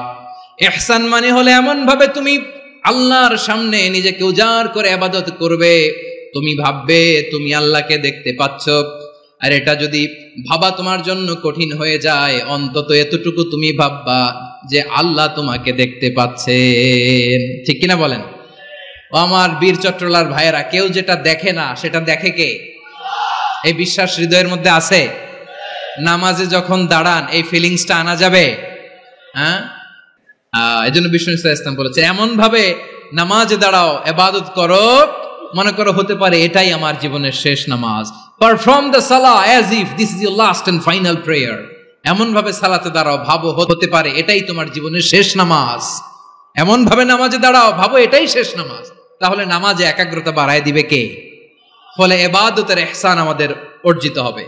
আর মুআমালাতে ইহসান হলো, বিশ্বনবী বলেন, ইন্নাল্লাহা তাবারাকা ওয়া তাআলা কাতাবাল ইহসানা আলা কুল্লি শাই ফাইদা কাতালতুম ফাআহসিনুল কিতলা ওয়া ইযা যাবাহতুম ফাআহসিনুয যাবহা ওয়ালিউহিদ্দা আহাদুকুম শাফরাতাহু ওয়ালিউরিহ যাবিহাতাহু। ইহসান দুই ধরনের। আওয়াজ করে বলতে হবে কয় ধরনের? সবাই বলুন আওয়াজ করে, কয় ধরনের? একটা হচ্ছে ইহসান ফিল ইবাদা, ইবাদতে ইহসান। ইবাদতে ইহসান কি? একাগ্র অনুভব দিয়ে ইবাদত করা, মন প্রাণ দিয়ে ইবাদত করা। আর মুআমালাতে ইহসান কি? সব কাজে দৈনন্দিন কাজে কর্মে সামাজিক অ্যাক্টিভিটিতে কোমলতা প্রদর্শন করা, অনুগ্রহের সাথে সবকিছু করা। আল্লাহ তাআলা ইন্নাল্লাহ তাবারাকা ওয়া তাআলা কাতাবাল ইহসান আলা কুল্লি শাই, তিনি সবকিছুর ব্যাপারে ইহসানকে আবশ্যক করেছেন। সবকিছু মুমিনের সব কাজে ইহসানের পরশ থাকবে। ওয়া ইযা কাতালতুম ফাহসিনুল কিতলা। আচ্ছা, কুরবানির দিন আমরা পশুগুলোরে কি করি বলেন সবাই আওয়াজ করে? জবাই। জবাই মানে তো এটার মেরেই ফেলতেছি, একটু পরে তো টুকরো টুকরো করে গোশতগুলো খাবো, এটা তো খাবো, এটা তো মেরেই ফেলবে। বিষ্ণু বলে না, জবাইয়ের মধ্যেও মুমিনের জবের ভেতরেও ইহসানের পরশ থাকা চাই। যখন জবাই করবে প্রাণীটাকে হাত পা টাইট করে বেঁধে নাও, ছুরিটাকে শার্পেন করে নাও, ধারালো করে নাও, যাতে অল্প সময়ে জবাইটা হয়ে যায়, প্রাণীটা যাতে কম কষ্ট পায়। সুবহানাল্লাহ পড়ে। দিস ইজ কল্ড ইহসান। ইহসান আল্লাহ তাআলা যেমনি আদলের আদেশ করেছেন, ন্যায় বিচার জাস্টিস এনশিওর করতে বলেছেন, সমাজে ইহসানের ব্যবহার, ইহসানের অনুশীলন তিনি করতে বলেছেন। এজন্য মুমিনের প্রতিটি কাজে, আমার চট্টগ্রামের ভাইয়েরা আমার দিকে তাকান, খেয়াল করে শুনুন, মুমিন জীবনের প্রতিটি কাজে ইহসানের পরশ থাকা চাই।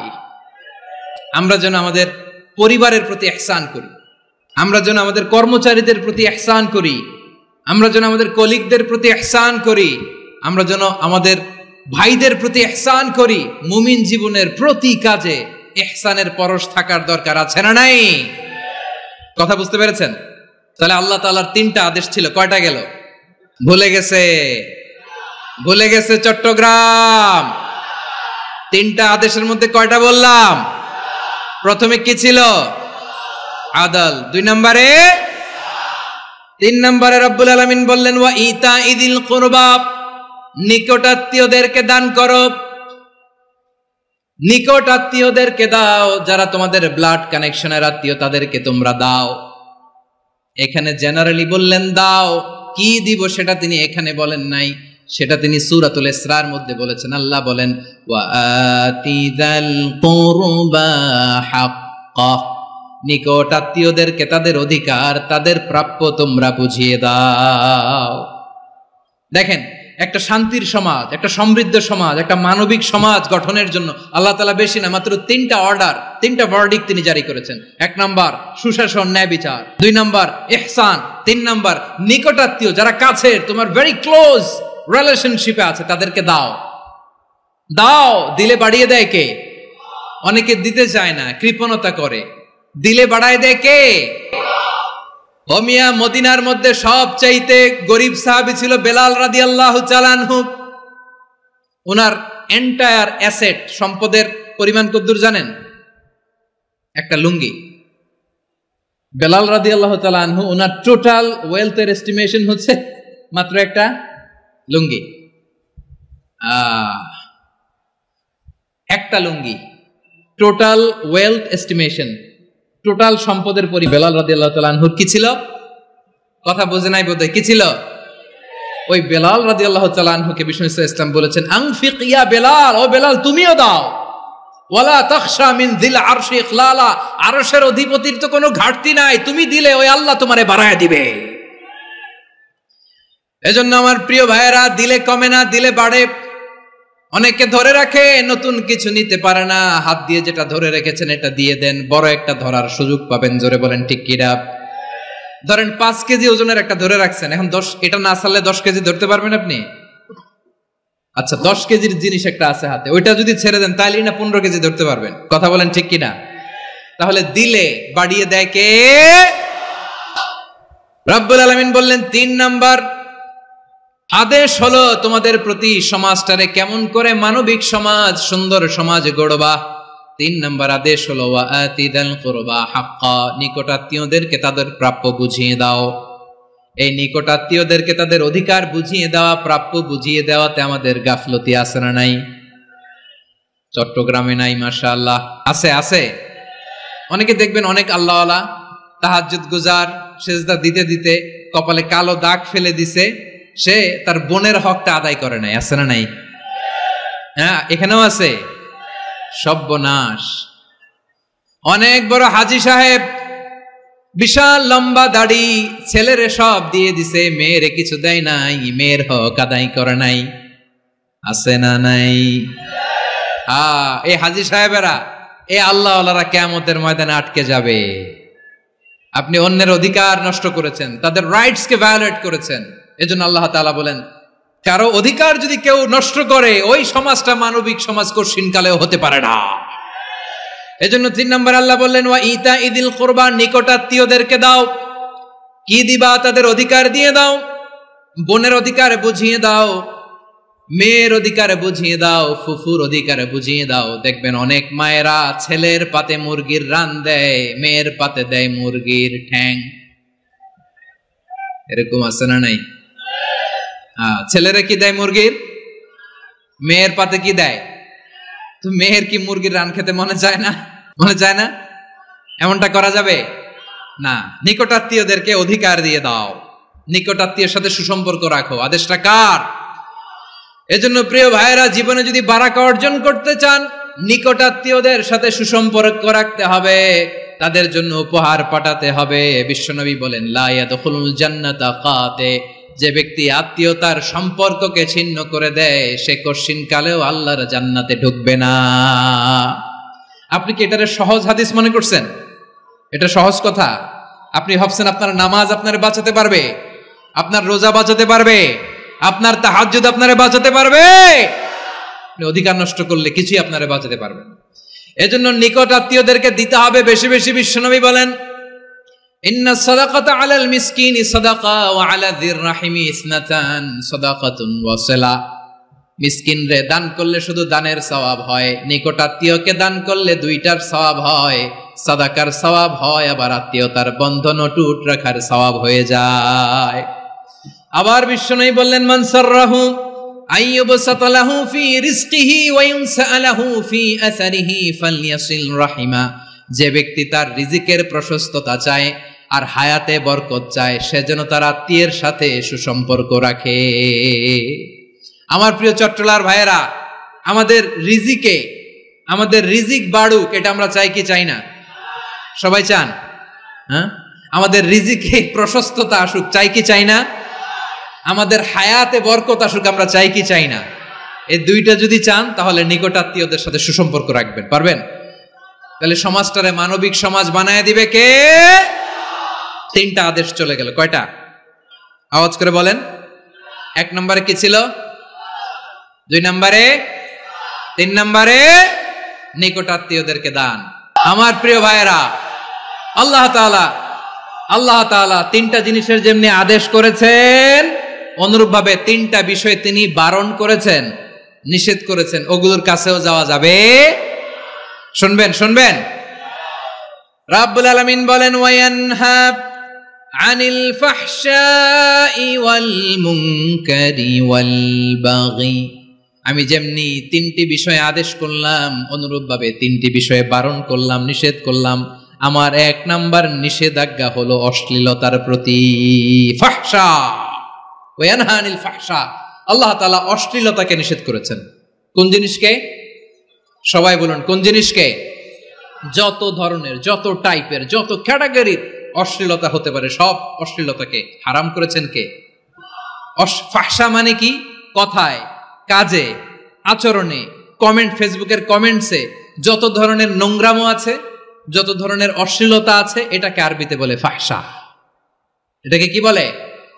রাব্বুল আলামিন বলেন, কুল ইন্নামা حرم ربي الفواحش ما ظهر منها وما بطن। ও নবী, আপনি বলে দেন, আমার রব প্রকাশ্য অপ্রকাশ্য, স্পষ্ট কিংবা অস্পষ্ট, দৃশ্যমান কিংবা অদৃশ্যমান সব অশ্লীলতাকে হারাম করেছেন। সব ধরনের অশ্লীলতা হারাম, সব ধরনের। আল্লাহ তাআলা আমাদেরকে অশ্লীলতা থেকে বাঁচান, অশ্লীলতা থেকে তিনি আমাদেরকে হেফাজত করুক। পড়েন আমিন। এবার বলেন, আমাদের সমাজে অশ্লীলতা আছে না নাই? চট্টগ্রামে নাই? আমি কই নাই, ওনারা বলে আছে। দেখছেন, আমি সামহাও বাঁচায় দেওয়ার ট্রাই করতেছি, ওনারা বলে আছে। অশ্লীলতা নানা ভাবে, নানা নামে, নানা মোড়কে আমাদের সমাজে আছে না নাই? সংস্কৃতির নামে, ফ্যাশনের নামে বিনোদনের নামে, উপন্যাসের নামে, কনসার্টের নামে অশ্লীলতা আছে না নাই? আপনি দেখেছেন কনসার্টগুলোর অবস্থা? এই যে আতিফ আসলাম যে আসছে আমাদের দেশে, তারপর কে কে আসছে, আমাদের তরুণ তরুণীরা, আমাদের যুবক যুবতীরা, আমাদের জেনজিরা, কি অবস্থা ওইখানে? হ্যাঁ, কি অবস্থা? কে বাঁচাবে ওদের? কে রক্ষা করবে ওদের ইমানের, ওদের চরিত্রের হেফাজতের গ্যারান্টি কে দিবে? কনসার্টের নামে অশ্লীলতা আছে না নাই? ছেলে মেয়ে একে অপরকে জড়ায় ধরতেছে, একে অপরকে চুমো খাচ্ছে প্রকাশ্যে, দিবালোকে, গণমানুষের সামনে। আল্লাহ তাআলা এই অশ্লীলতা থেকে আমাদেরকে বেঁচে থাকতে বলেছেন, বেঁচে থাকতে বলেছেন। রূপালী জগতের নামে অশ্লীলতা আছে না নাই? এই টার্মটা আপনারা জানেন না? রূপালী জগৎ কি জগৎ? আসলে কি রূপালী জগৎ না অন্ধকার জগৎ? আমার বোনেরা, আপনাদেরকে যে কি বলে তারা বুঝায়, রূপালী জগৎ শুনেই আপনি ভরকে যাবেন না। রূপালী জগতে যে নারী যত বেশি উলঙ্গ সে নাকি তত বেশি সাহসী। জানেন, বলে এটা একটা সাহসী নারী, খুব সাহসী পদক্ষেপ তার। যত বেশি শরীর থেকে কাপড় নামাতে পারবে, যত বেশি বস্ত্রহীন হয়ে নিজেকে প্রেজেন্ট করতে পারবে, সে নাকি তত বেশি সাহসী। আমার চট্টলার ভাইয়েরা, শয়তানের প্রথমে এজেন্ডা ছিল বনি আদমকে বস্ত্রহীন করা। সে আদম এবং হাওয়া আলাইহিস সালামকে নিষিদ্ধ গাছের ফল খাইয়ে তাদেরকে বস্ত্রহীন করেছে। এই জামিনেও সে আমাদেরকে বস্ত্রহীন করতে চাইবে। এই রূপালী জগতের নামে তারা এটা করে। আমার প্রিয় বোনেরা, আপনি জানেন না আপনার দাম কত। ওরা আপনাদেরকে বিজ্ঞাপনের সস্তা পণ্য বানাতে চায়। ওরা আপনাদেরকে ওদের ভোগের লিপসার টুলস বানাতে চায়। ওরা আপনাদেরকে দিয়ে ওদের খায়েশ পূরণ করতে চায়। এটা আপনাদের জন্য মোটেও ডিগনিটি নয়, এটা আপনাদের জন্য সম্মান নয়। আপনার সম্মান শালীনতায়, আপনার সম্মান হেজাবে, আপনার সম্মান ভদ্রতায়, আপনার সম্মান আপনার ডিসেন্ট পোশাকে। পোশাক বলে দেয় এই নারীটা ভদ্র না অভদ্র। পোশাক বলে দেয় এই মেয়েটা কোন ঘরের মেয়ে। আওয়াজ করে বলেন ঠিক কিনা? আপনি জানেন না, আপনারা সস্তা পণ্য বানায়, ভোগের পণ্য, বিলবোর্ডে আপনাকে উলঙ্গ করে উপস্থাপন করে। এই অশ্লীলতার সাথে ইসলামের কোনো সম্পর্ক। এজন্য আল্লাহ বলেন, আমি অশ্লীলতাকে হারাম করেছি। অশ্লীলতাকে হারাম করার প্রথম কারণ হলো এর মাধ্যমে মানবতাকে অপমানিত করা হয়। কারণ মানুষের সম্মান মানুষের পোশাকে। মানুষ যখন পোশাকহীন হয়ে যায়, বস্ত্রহীন হয়ে যায়, তার সম্মান কমে যায়, ঠিক কিনা? অশ্লীলতাকে হারাম করার প্রথম কারণ হচ্ছে মানুষ মানুষকে অপমান করে। একটা নারী, সে তো সম্মানিত, নারী যে কত সম্মানিত নারীরা এটা বুঝেই নাই। বিশ্বনবী বলেন, আর দুনিয়া কুল্লুহা মাতা ওয়া খায়রু মাতা'আদ দুনিয়া আল মারআতুস সালিহা। আমার বোনেরা, 5টা প্যান্ডেলে আপনারা এলইডিতে আমার আলোচনা শুনছেন, আমি জানি। আপনাদের এই গর্ভ যে কত দামি আপনি জানেন না। আপনার পেট থেকেই আসবে আগামী দিনের সালাহুদ্দিন আল আইয়ুবী। আপনার পেট থেকেই আসবে অনাগত দিনের ইমাম মাহদী আল মুনতাযর। আপনার পেট থেকেই আসবে অনাগত দিনের ফয়সাল, ওয়াসিম, মুগ্ধ, আবু সাইদের মতো বীর যোদ্ধা।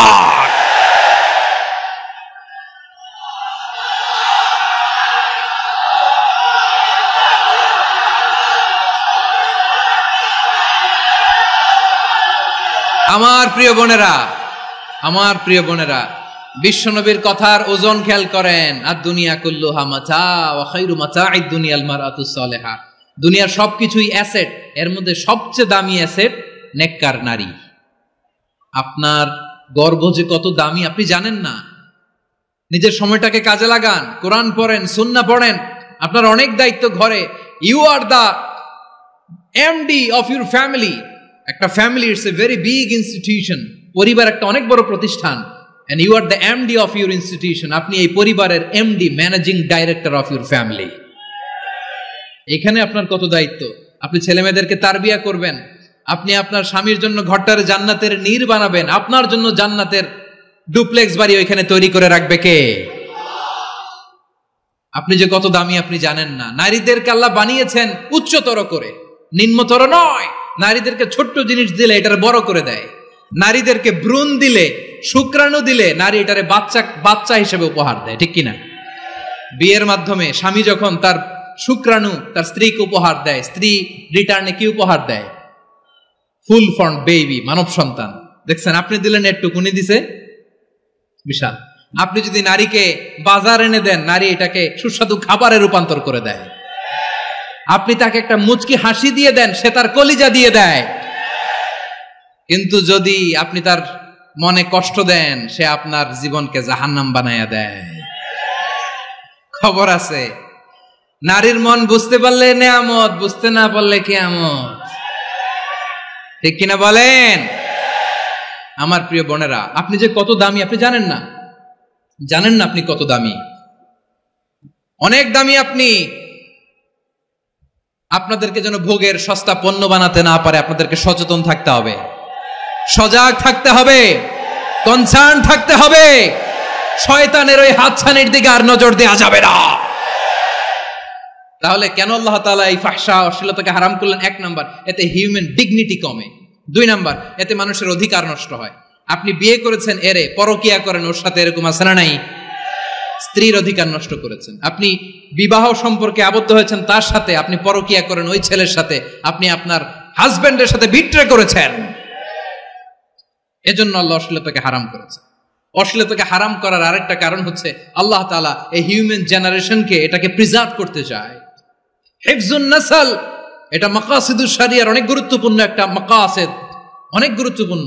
আপনার নাসল, আপনার জেনারেশনকে সংরক্ষণ করা। এই যে আসতেছে ফেব্রুয়ারি, কত ফেব্রুয়ারি জানো?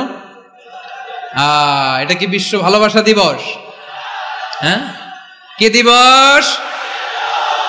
এই বিশ্ব ভালোবাসা দিবসের সাথে মুসলমানদের কোনো সম্পর্ক নাই। আমার প্রিয় ভাইরা, এই যে আপনি অবৈধ সম্পর্কে জড়ালেন, কেন আল্লাহ অশ্লীলতাকে হারাম করেছে দেখেন। বলতেছিলাম যে এটা আপনার নাসল, আপনার জেনারেশন, আপনার লিনিয়েজ, আপনার বংশকে প্রিজার্ভ করা। কে কার বাবা, কে কার মা, বাবা মা জানা, প্রজন্মকে প্রিজার্ভ করা, এটা ইসলাম ওয়াজিব করে দিয়েছে। এই যে অবৈধ সম্পর্কের কারণে, বিশ্ব বেহায়া দিবসের কারণে, এগুলোর আউটকাম, আউটপুট হিসেবে মাঝে মাঝে এই ঢাকা মেডিকেলের ডাস্টবিনে নবজাতকের বাচ্চার কান্নার আওয়াজ শুনতে পাওয়া যায়।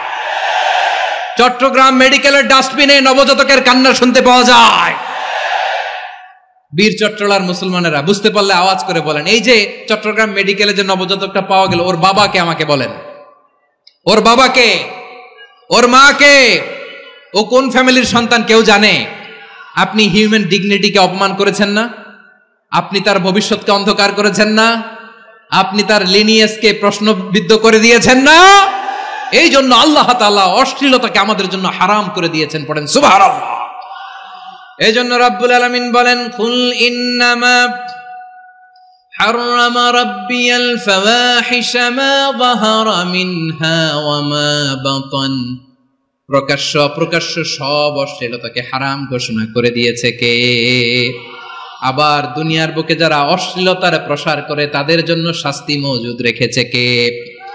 রাব্বুল আলামিন বলেন, ইন্নাল্লাযীনা ইউহিব্বুনা আন তাশিআল ফাহিশাতু ফিল্লাযীনা আমানু লাহুম আযাবুন আলীমুন ফিদ দুনিয়া ওয়াল আখিরাতি ওয়াল্লাহু ইয়ালামু ওয়া আনতুম লা তা'লামুন। নিশ্চয়ই যারা বিশ্বাসীদের মাঝে অশ্লীলতার প্রচার প্রসার করতে চায় তাদের জন্য আমি মর্মন্তুদ শাস্তি প্রস্তুত করে রেখেছি, দুনিয়াতেও রেখেছি, আখিরাতেও রেখেছি। ঘোষণাটা কার? যারা এই নাটকের নামে, সিনেমার নামে, রূপালী জগতের নামে, মুভির নামে, ওটিটি প্ল্যাটফর্মের নামে আমার সমাজে অশ্লীলতা ছড়াতে চায় তাদের জন্য কঠিন মর্মন্তুদ শাস্তি মজুদ রেখে দিয়েছে কে? ও আমার বোনেরা, এখনো আপনি জাগবেন না? এখনো আপনার চিন্তার দুয়ারে এখনো নাড়া পড়ে নাই? ওরা আপনাকে উলঙ্গ বানাতে চায়, ওরা আপনাকে আইটেম গার্ল বানাতে চায়। এজন্য ইসলাম অশ্লীলতাকে হারাম করেছে। হারাম। ইসলাম বলেছে যোজন যোজন দূরে থাকো, ওরা বলে না কাছে আসো, কাছে আসার গল্প, ক্লোজ আপ ওয়ান, কাছে আসার গল্প আছে না নাই? চট্টগ্রামে তো এগুলো নাই মাশাআল্লাহ। হ্যাঁ, এখানেও আছে ক্লোজ আপ ওয়ান, কাছে আসার গল্প। আল্লাহ বলেন ওয়ালা তাকরাবুজ জিনা, কাছেও এসো না, জিনা থেকে যোজন যোজন কিলো দূরে থাকো, ওরা বলে কাছে আসার গল্প। আমার বীর চট্টলার ভাইয়েরা, কাছে আসতে হলে আমরা কোরআনের কাছে আসব, কাছে আসতে হলে নবীর কাছে আসব, কাছে আসার গল্প হবে আমার রবের কাছে আসার গল্প। চিল্লায় বলো ঠিক কিনা? আওয়াজ করে বলুন, অশ্লীলতার সাথে আমাদের কোনো সম্পর্ক? আমরা এই সমস্ত ক্লোজ আপ ওয়ান, কাছে আসার গল্পের প্রোগ্রামে যাব? আমরা কোন ধরনের অশ্লীল কন্টেন্ট সোশ্যাল মিডিয়ায়, টিভিতে দেখব? কি যুগ যে আমরা কাটাচ্ছি আপনি কল্পনা করতে পারবেন না। নারী পুরুষের বস্ত্রহীন যুগল দৃশ্য, এটাকে দিয়ে ওরা কোটি ডলারের ইন্ডাস্ট্রি বানিয়েছে। পুরো মানব ইতিহাসে এরকম জঘন্য সময় মানব ইতিহাস পার করে নাই। শরীফ থেকে শরীফা শুনছেন আপনারা? দেখতে পুরুষ, আসলেই পুরুষ, সুস্থ একজন পুরুষ, 4 সন্তানের বাবা, বলে আমি মনে মনে নারী। দেখতে নারী, সুস্থ নারী, আসলেই সে দিব্যি একজন নারী, বলে আমি মনে মনে পুরুষ। সুস্থ পুরুষ তার বায়োলজিক্যাল গ্রোথকে হরমোন দিয়ে স্টপ করে দিয়ে সে সার্জারি করে নারী হতে চায়।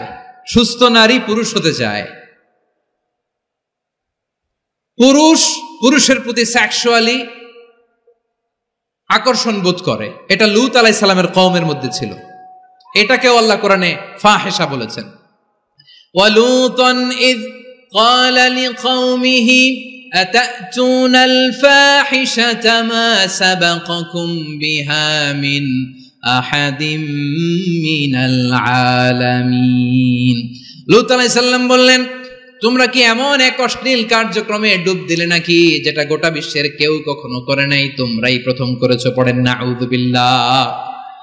এই পশ্চিমের এই রোগ আমার দেশে যেন আসতে না পারে, আমাদের সজাগ থাকতে হবে। প্রিয় ভাইরা, চিল্লায় বলেন ঠিক কিনা? পশ্চিমের অবস্থা ভয়ঙ্কর। পাশ্চাত্যে, আমি যুক্তরাষ্ট্রে ছিলাম অনেকদিন, কয়েক মাস, বিভিন্ন স্টেটে ঘুরেছি। গার্ডিয়ানরা উদ্বিগ্ন, ছেলে মেয়েদেরকে, ছোট্ট ছেলে মেয়ে, ওদেরকে জিজ্ঞেস করে তুমি how do you feel right now inside yourself, তুমি ভিতরে ভিতরে কেমন ফিল করো, তোমার কি ছেলে ছেলে লাগে না মেয়ে মেয়ে লাগে? আচ্ছা বলেন, এই ছোট্ট বাচ্চাটা ওকে এগুলো জেন্ডার অ্যাসাইনমেন্ট বলতে এগুলো কিছু বুঝে? এইভাবে মিসগাইড করা হচ্ছে। কৌতূহল বশত ছোট্ট ছেলে যদি বলে আমার তো মেয়ে মেয়ে লাগে, তখন বলে যে না তুমি মেয়ে, ছেলে না।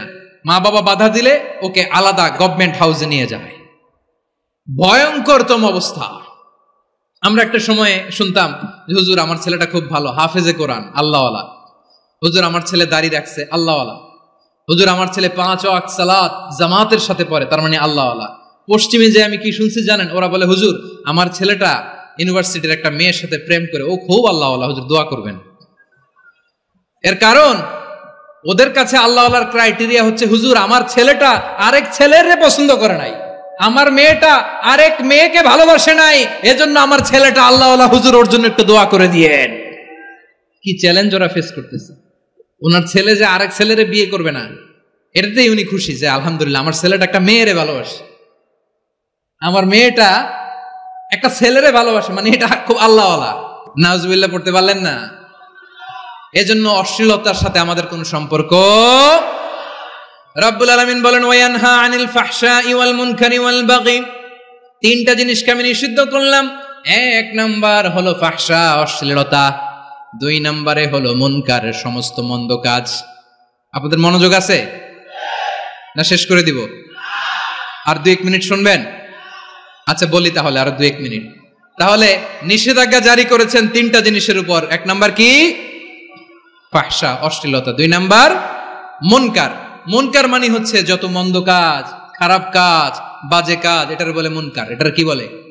আপনারা পড়ছেন না তা'মুরুনা বিল মা'রুফি ওয়া তানহাউনা আনিল মুনকার। ভালো কাজের আদেশ, সৎ কাজের আদেশ, অসৎ কাজের নিষেধ।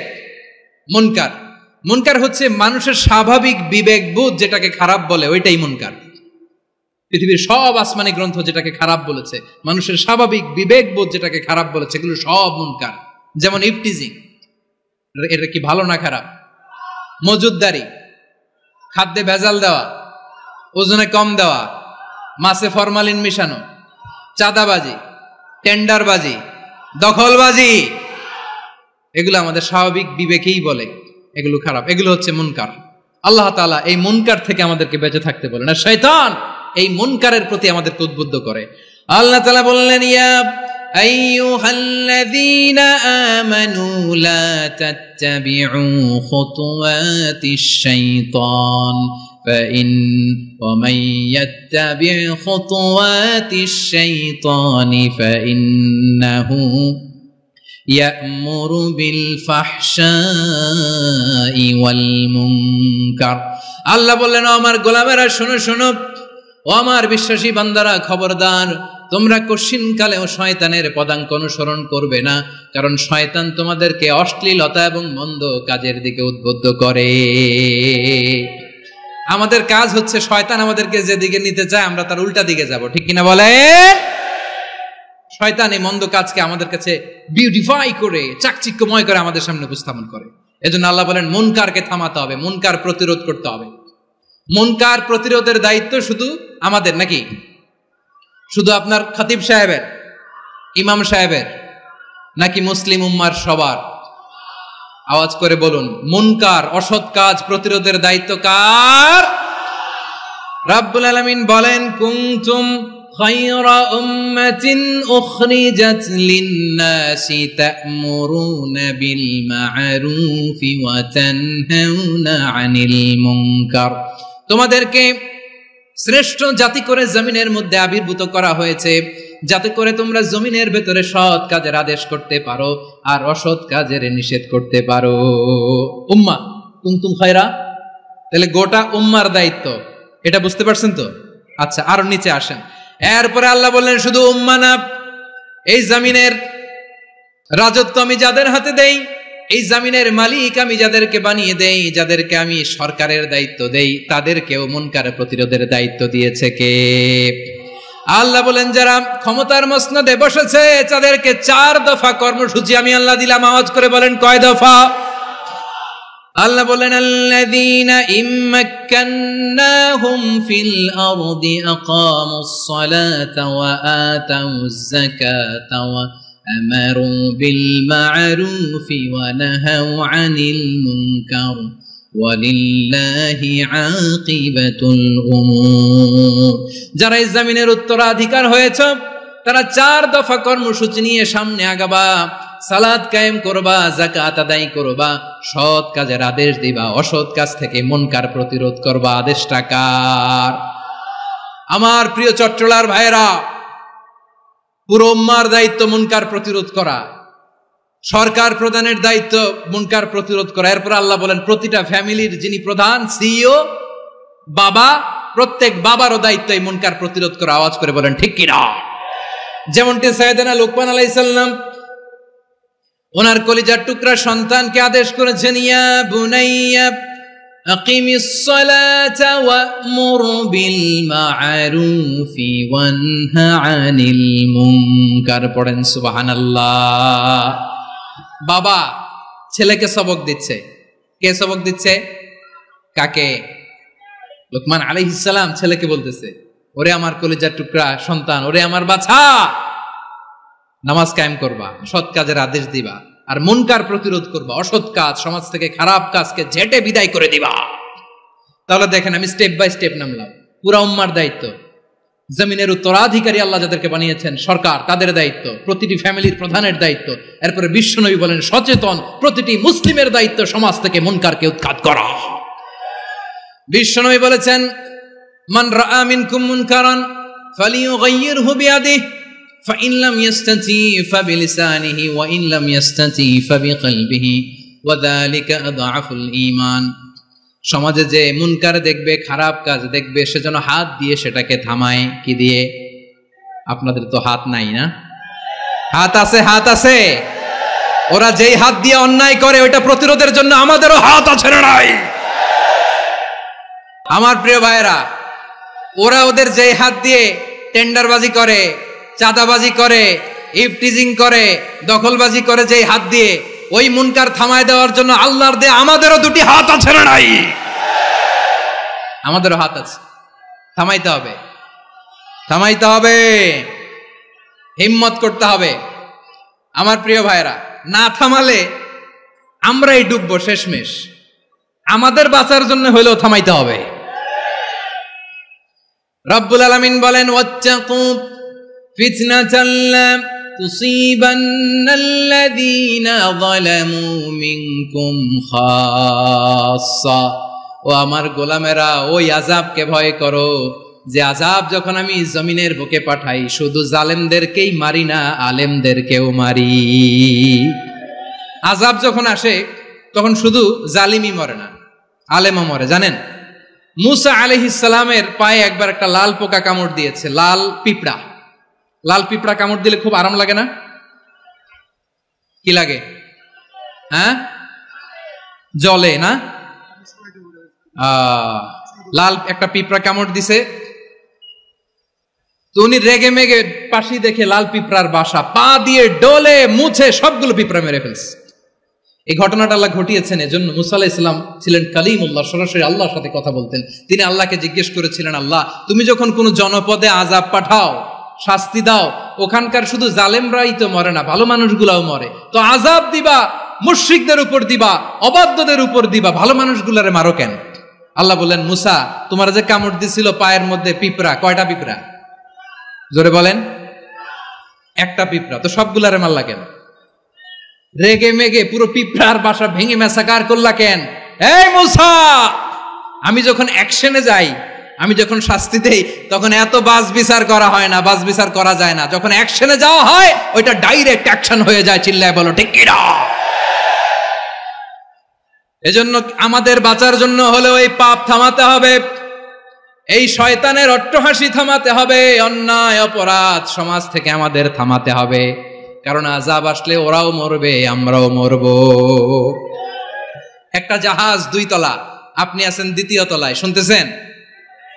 শুনতেছেন? জাহাজ কয় তলা? আপনি কোন তলায়? 2য় তলায়। নিচের তলার কিছু লোক জাহাজের তলা ছিদ্র করতে আরম্ভ করছে। কি ছিদ্র করতেছে? আচ্ছা, জাহাজের তলা ছিদ্র করলে তলা দিয়ে কি ঢুকে? এখন আপনি যদি বলেন আমার কি, আমি তো 2 তলায়, আমার কি, আমি তো সেফ, আমি ইন দ্য সেফ জোন, আমি তো ভালো আছি, আমি তো ভালো আছি, ওরা ছিদ্র করে ওরা মরবে। আসলে কি শুধু ওরা মরবে, নাকি তলা ফুটো হলে ভিতরে পানি ঢুকলে আপনারও সলিল সমাধি হবে? তলা দিয়ে যখন পানি ঢুকবে, জাহাজ ঢুকলে আপনিও মরবেন। এজন্য নিজে মরার আগে ওই পাগলগুলোর নিচতলায় যে থামাতে হবে। চিল্লায় বলেন ঠিক কি না? এজন্য আল্লাহ বললেন, মুনকার প্রতিরোধের দায়িত্ব সমাজের টপ টু বটম সবার। পুরো উম্মার দায়িত্ব, সরকার প্রধানের দায়িত্ব, প্রতিটি ফ্যামিলির প্রধান বাবার দায়িত্ব, বিশ্বনবী বললেন প্রতিটি সচেতন মুসলিমের দায়িত্ব। এজন্য মুনকার প্রতিরোধ করার দরকার আছে না নাই? সমাজে এই যে ইফটিজিং হয়, আপনার বোনের বয়সী একটা মেয়েকে কিছু বকাটে টিটকারি করে, এই বলে সেই বলে, নোংরা কথা বলে, রাস্তায় দেখেও আপনি পাশ দিয়ে না দেখার মতো চলে যান কেন? আপনি দাঁড়ান না কেন? আপনি দাঁড়ালেই তো থেমে যাবে, কারণ সত্যের যে শক্তি তার সামনে মিথ্যা মুখ থুবড়ে পড়ে। আপনার সামনে ও কিছুই না, নাথিং। আপনি দাঁড়ান, ওকে প্রশ্ন করেন যে আমার বোনকে তুমি ডিস্টার্ব করো কেন? আপনাকে দেখে আরো 5 জন দাঁড়াবে, 5 জনকে দেখে আরো 10 জন দাঁড়াবে। আমাদের নীরবতা আর আমাদের নিশ্চুপ থাকাই জালিমদেরকে আরো শক্তিশালী জালিম বানিয়েছে। এজন্য মুনকার প্রতিরোধের দায়িত্ব আমাদের সবার। টেন্ডারবাজি, চাঁদাবাজি, দুর্নীতি, অপরাধ, দখলদারিত্ব, মজুদদারি, এগুলো সব কিছু একসাথে প্রতিরোধ করতে হবে। ঠিক কিনা বলেন? একটা মানবিক সমাজ যদি চাই, প্রতিরোধ করতে হবে। প্রিয় ভাইয়েরা, আল্লাহর শপথ নিয়ে বলি, এই নাসিহাতগুলো সবার জন্য, সব দলের জন্য, সব মতের মানুষের জন্য। আমরা কোনো দলের প্রতি মানুষকে ডাকি না, আমরা ডাকি ইসলামের দিকে। সব দলের, সব মতের, সব মানুষদেরকে আমরা আহ্বান জানাই, আসুন আমরা একটা সুন্দর সমাজ বিনির্মাণ করি। এই যে নতুন বাংলাদেশের এক সুযোগ এসেছে, আর জীবনে হয়তো আসবে না, সামনের 100 বছর এই সময় আসবে না। আসুন দেশটাকে আমরা সাজাই, আসুন আমরা দুর্নীতি বন্ধ করি, আসুন আমরা চাঁদাবাজি বন্ধ করি, আসুন আমরা দখলদারিত্ব বন্ধ করি, আসুন আমরা এক দল আরেক দলকে নিশ্চিহ্ন করার যে রাজনীতি এটা বন্ধ করি। সব দলের প্রতি আমার আহ্বান, যে কোনো দলে এই প্র্যাকটিসটা থাকার দরকার আছে না নাই? চাঁদাবাজদের সাথে আপনারা নিজেদেরকে মুক্ত ঘোষণা করবেন যে এরা আমার দলের কর্মী হতে পারে না। আমরা চাঁদাবাজ মুক্ত বাংলাদেশ চাই, জুলুম মুক্ত বাংলাদেশ চাই, ফ্যাসিজম মুক্ত বাংলাদেশ চাই, গুণ খুন খারাপি মুক্ত বাংলাদেশ চাই। আমরা নতুন ভোরের বাংলাদেশ চাই। ওই বাংলাদেশ পাওয়ার জন্য মুনকার প্রতিরোধে, অন্যায় প্রতিরোধে যদি বাঘের বাচ্চার মতো, আবু সাইদের মতো দুই হাত উঁচু করে বুককে টান টান করে প্রসারিত করে দাঁড়াতে হয়, রাজি আছো মুসলমান? কারা কারা রাজি? আল্লাহকে হাত দেখিয়ে প্রতিজ্ঞা করো।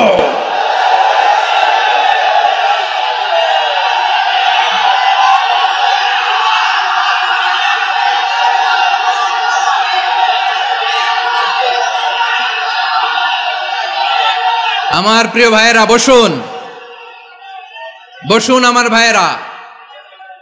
রাব্বুল আলামিন বলেন, ওয়ায়ানহা আনিল ফাহশাই ওয়াল মুনকারি ওয়াল বাগি ইয়াইদুকুম লাআল্লাকুম তাযাক্কারুন। আল্লাহ বললেন, আমি অশ্লীলতাকে নিষেধ করি, আমি সব ধরনের মন্দ কাজকে নিষিদ্ধ করি, সব শেষে আমি সীমা লঙ্ঘনকে তোমাদের জন্য নিষিদ্ধ করি।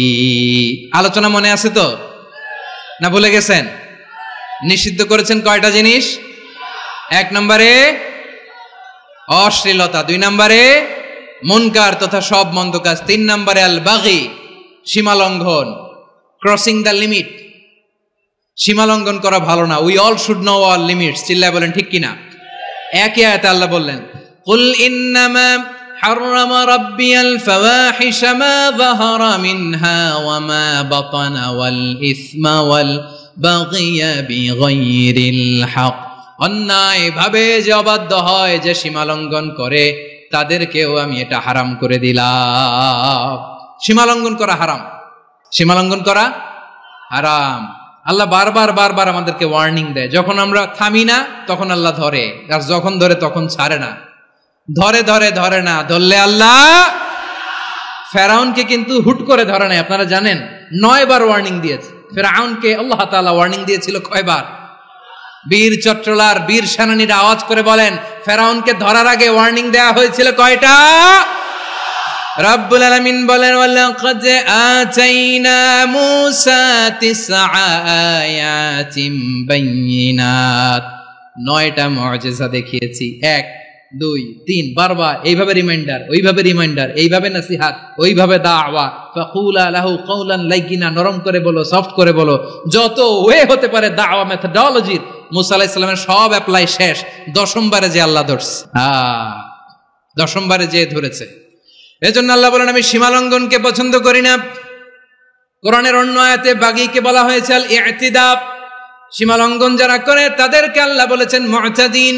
وقاتلوا في سبيل الله الذين يقاتلونكم ولا تعتدوا إن الله لا يحب المعتدين। আমি সীমা লঙ্ঘনকারীদেরকে কোশ্চিনকালেও পছন্দ করি না। আমরা যেন সীমা লঙ্ঘন না করি, রাজি আছেন তো? যে কোনো ক্ষেত্রে ইবাদতে যেন সীমা লঙ্ঘন না করি। অনেকে আমরা ইবাদতে সীমা লঙ্ঘন করে ফেলি। বিশ্বনবী সাল্লাল্লাহু আলাইহি ওয়াসাল্লাম যেটা শিখিয়েছেন এর বাইরে যে অতিরিক্ত বুজুর্গ হতে চায়, এরকম আছে না নাই? করা যাবে না, কোনো ক্ষেত্রেই সীমা লঙ্ঘন করা যাবে, এমনকি যুদ্ধ ক্ষেত্রেও না। বিশ্বনবী সাল্লাল্লাহু আলাইহি ওয়াসাল্লাম বলেন, খবরদার যুদ্ধ ক্ষেত্রেও সীমা লঙ্ঘন করো না। কি সুন্দর ইসলাম আমরা পেয়েছি। বিশ্বনবী বলেন, খবরদার যুদ্ধের ময়দানে কোনো নারীর গায়ে হাত তোলো না, কোনো শিশুর গায়ে হাত তোলো না, কোনো গবাদি পশু হত্যা করো না, কোনো শস্য ক্ষেত্র ধ্বংস করো না, ইবাদতরত অন্য ধর্মের কোনো সন্ন্যাসীর গায়ে হাত তুলো না। বলেন সুবহানাল্লাহ। তাহলে আমরা সীমা লঙ্ঘন করতে পারবো? প্রিয় ভাইরা, একটা সুখী, সমৃদ্ধ, শান্তির সমাজ, মানবিক সমাজ যদি আমরা গঠন করতে চাই, আমাদের আল্লাহর দেয়া কয়টা আদেশ মানতে হবে বলেন দেখি? সবাই বলেন কয়টা? আর বেঁচে থাকতে হবে কয়টা জিনিস থেকে? আওয়াজ করে বলেন কয়টা? আচ্ছা, আদেশ নাম্বার 1 কি ছিল বলেন? আল্লাহর আদেশ কি? 1 নাম্বার আদাল, ন্যায়পরায়ণতা। আমরা সুবিচার, সুশাসন, ন্যায় বিচার চাই কি চাই না? 2 নম্বরে কি ছিল? মাশাআল্লাহ, আওয়াজ করে বলেন 2 নম্বরে কি ছিল? ইহসান। আমরা যেন সবার প্রতি দয়া পরবশ হই, ইহসান করি। 3 নম্বরে কি ছিল? নিকটাত্মীয়দের দান করা, তাদের অধিকার প্রাপ্য বুঝিয়ে দেওয়া। পাশাপাশি 3টা জিনিস থেকে আল্লাহ বারণ করেছেন, নিষেধ করেছেন। তার প্রথমটা ফাহশা, অশ্লীলতা। অশ্লীলতার সাথে আমাদের কোনো সম্পর্ক। আজকের এই ঐতিহাসিক চট্টগ্রামের প্যারেড ময়দান থেকে আমরা যত ধরনের মা যাহারা মিনহা মা বাতান, প্রকাশ্য অপ্রকাশ্য, দৃশ্যমান অদৃশ্যমান, সব অশ্লীলতা থেকে নিজেদেরকে মুক্ত ঘোষণা করলাম। অশ্লীলতাকে আমরা না বলে দিলাম। আওয়াজ করে সবাই বলুন নো। অশ্লীলতার সাথে আমাদের কোনো সম্পর্ক। 2 নম্বর নিষেধাজ্ঞা কি ছিল? আল মুনকার, সমাজের যত মন্দ কাজ এগুলোকে আমরা প্রতিরোধ করব। রাজি আছেন তো সবাই? 3 নম্বরে আল বাগি, সীমালঙ্ঘন। কোন মুসলিম সীমালঙ্ঘন করে না, এমনকি যুদ্ধক্ষেত্রেও না। আওয়াজ করে বলেন ঠিক কিনা? রাব্বুল আলামিন শেষে বললেন ইয়াইদুকুম লাআল্লাকুম তাযাক্কারুন, আল্লাহ তোমাদেরকে উপদেশ দেন যাতে তোমরা শিক্ষা গ্রহণ করো। আমরা উপদেশ দিব, আমরা জোর করে কাউরে কিছু মানাতে চাই না। লা ইকরাহা ফিদ্দিন ওয়া যাক্কির ফা ইন্না যিকরা তানফাউল মুমিনিন। উপদেশ দিলে এটা মুমিনদের কাজে দেয়। লাস্তা আলাইহিম বিমুসাইতির ইন্নামা আনতা মুযাক্কির। নবী হে, আপনি রিমাইন্ডার দাতা, আপনি উপদেশ দিবেন। আমরাও বিশ্বনবীর এই হাদিসগুলো থেকে, কোরআনের আয়াত থেকে রিমাইন্ডার, এই কথামালা, বাণী বাহক হিসেবে এই বাণীগুলো আপনাদের সাথে কাছে পৌঁছে দিলাম। আমরা আল্লাহ তাআলার কাছে প্রার্থনা করি, আল্লাহ আমরা যেন আদল দিয়ে আমাদের সমাজকে গঠন করতে পারি। আল্লাহ আমরা যেন ইহসান করতে পারি, আমরা যেন নিকটাত্মীয়দের দান করতে পারি। আল্লাহ যত ধরনের অশ্লীলতা, অনাচার, মন্দ কাজ, সীমালঙ্ঘন, অবাধ্যতা থেকে যেন আমরা বেঁচে থাকতে পারি। আল্লাহ তাআলা আমাদের সবাইকে কথাগুলো বোঝার ও আমল করার তৌফিক দান করুক। হাযা মা ইনদি ওয়াল ইলমু ইনদাল্লাহ আলাইহি তাওয়াক্কালতু ওয়া ইলাইহি উনীব। প্রিয় ভাইরা, আমি আপনাদের সবার জন্য দোয়া করি, আপনারাও আমার জন্য দোয়া রাখবেন।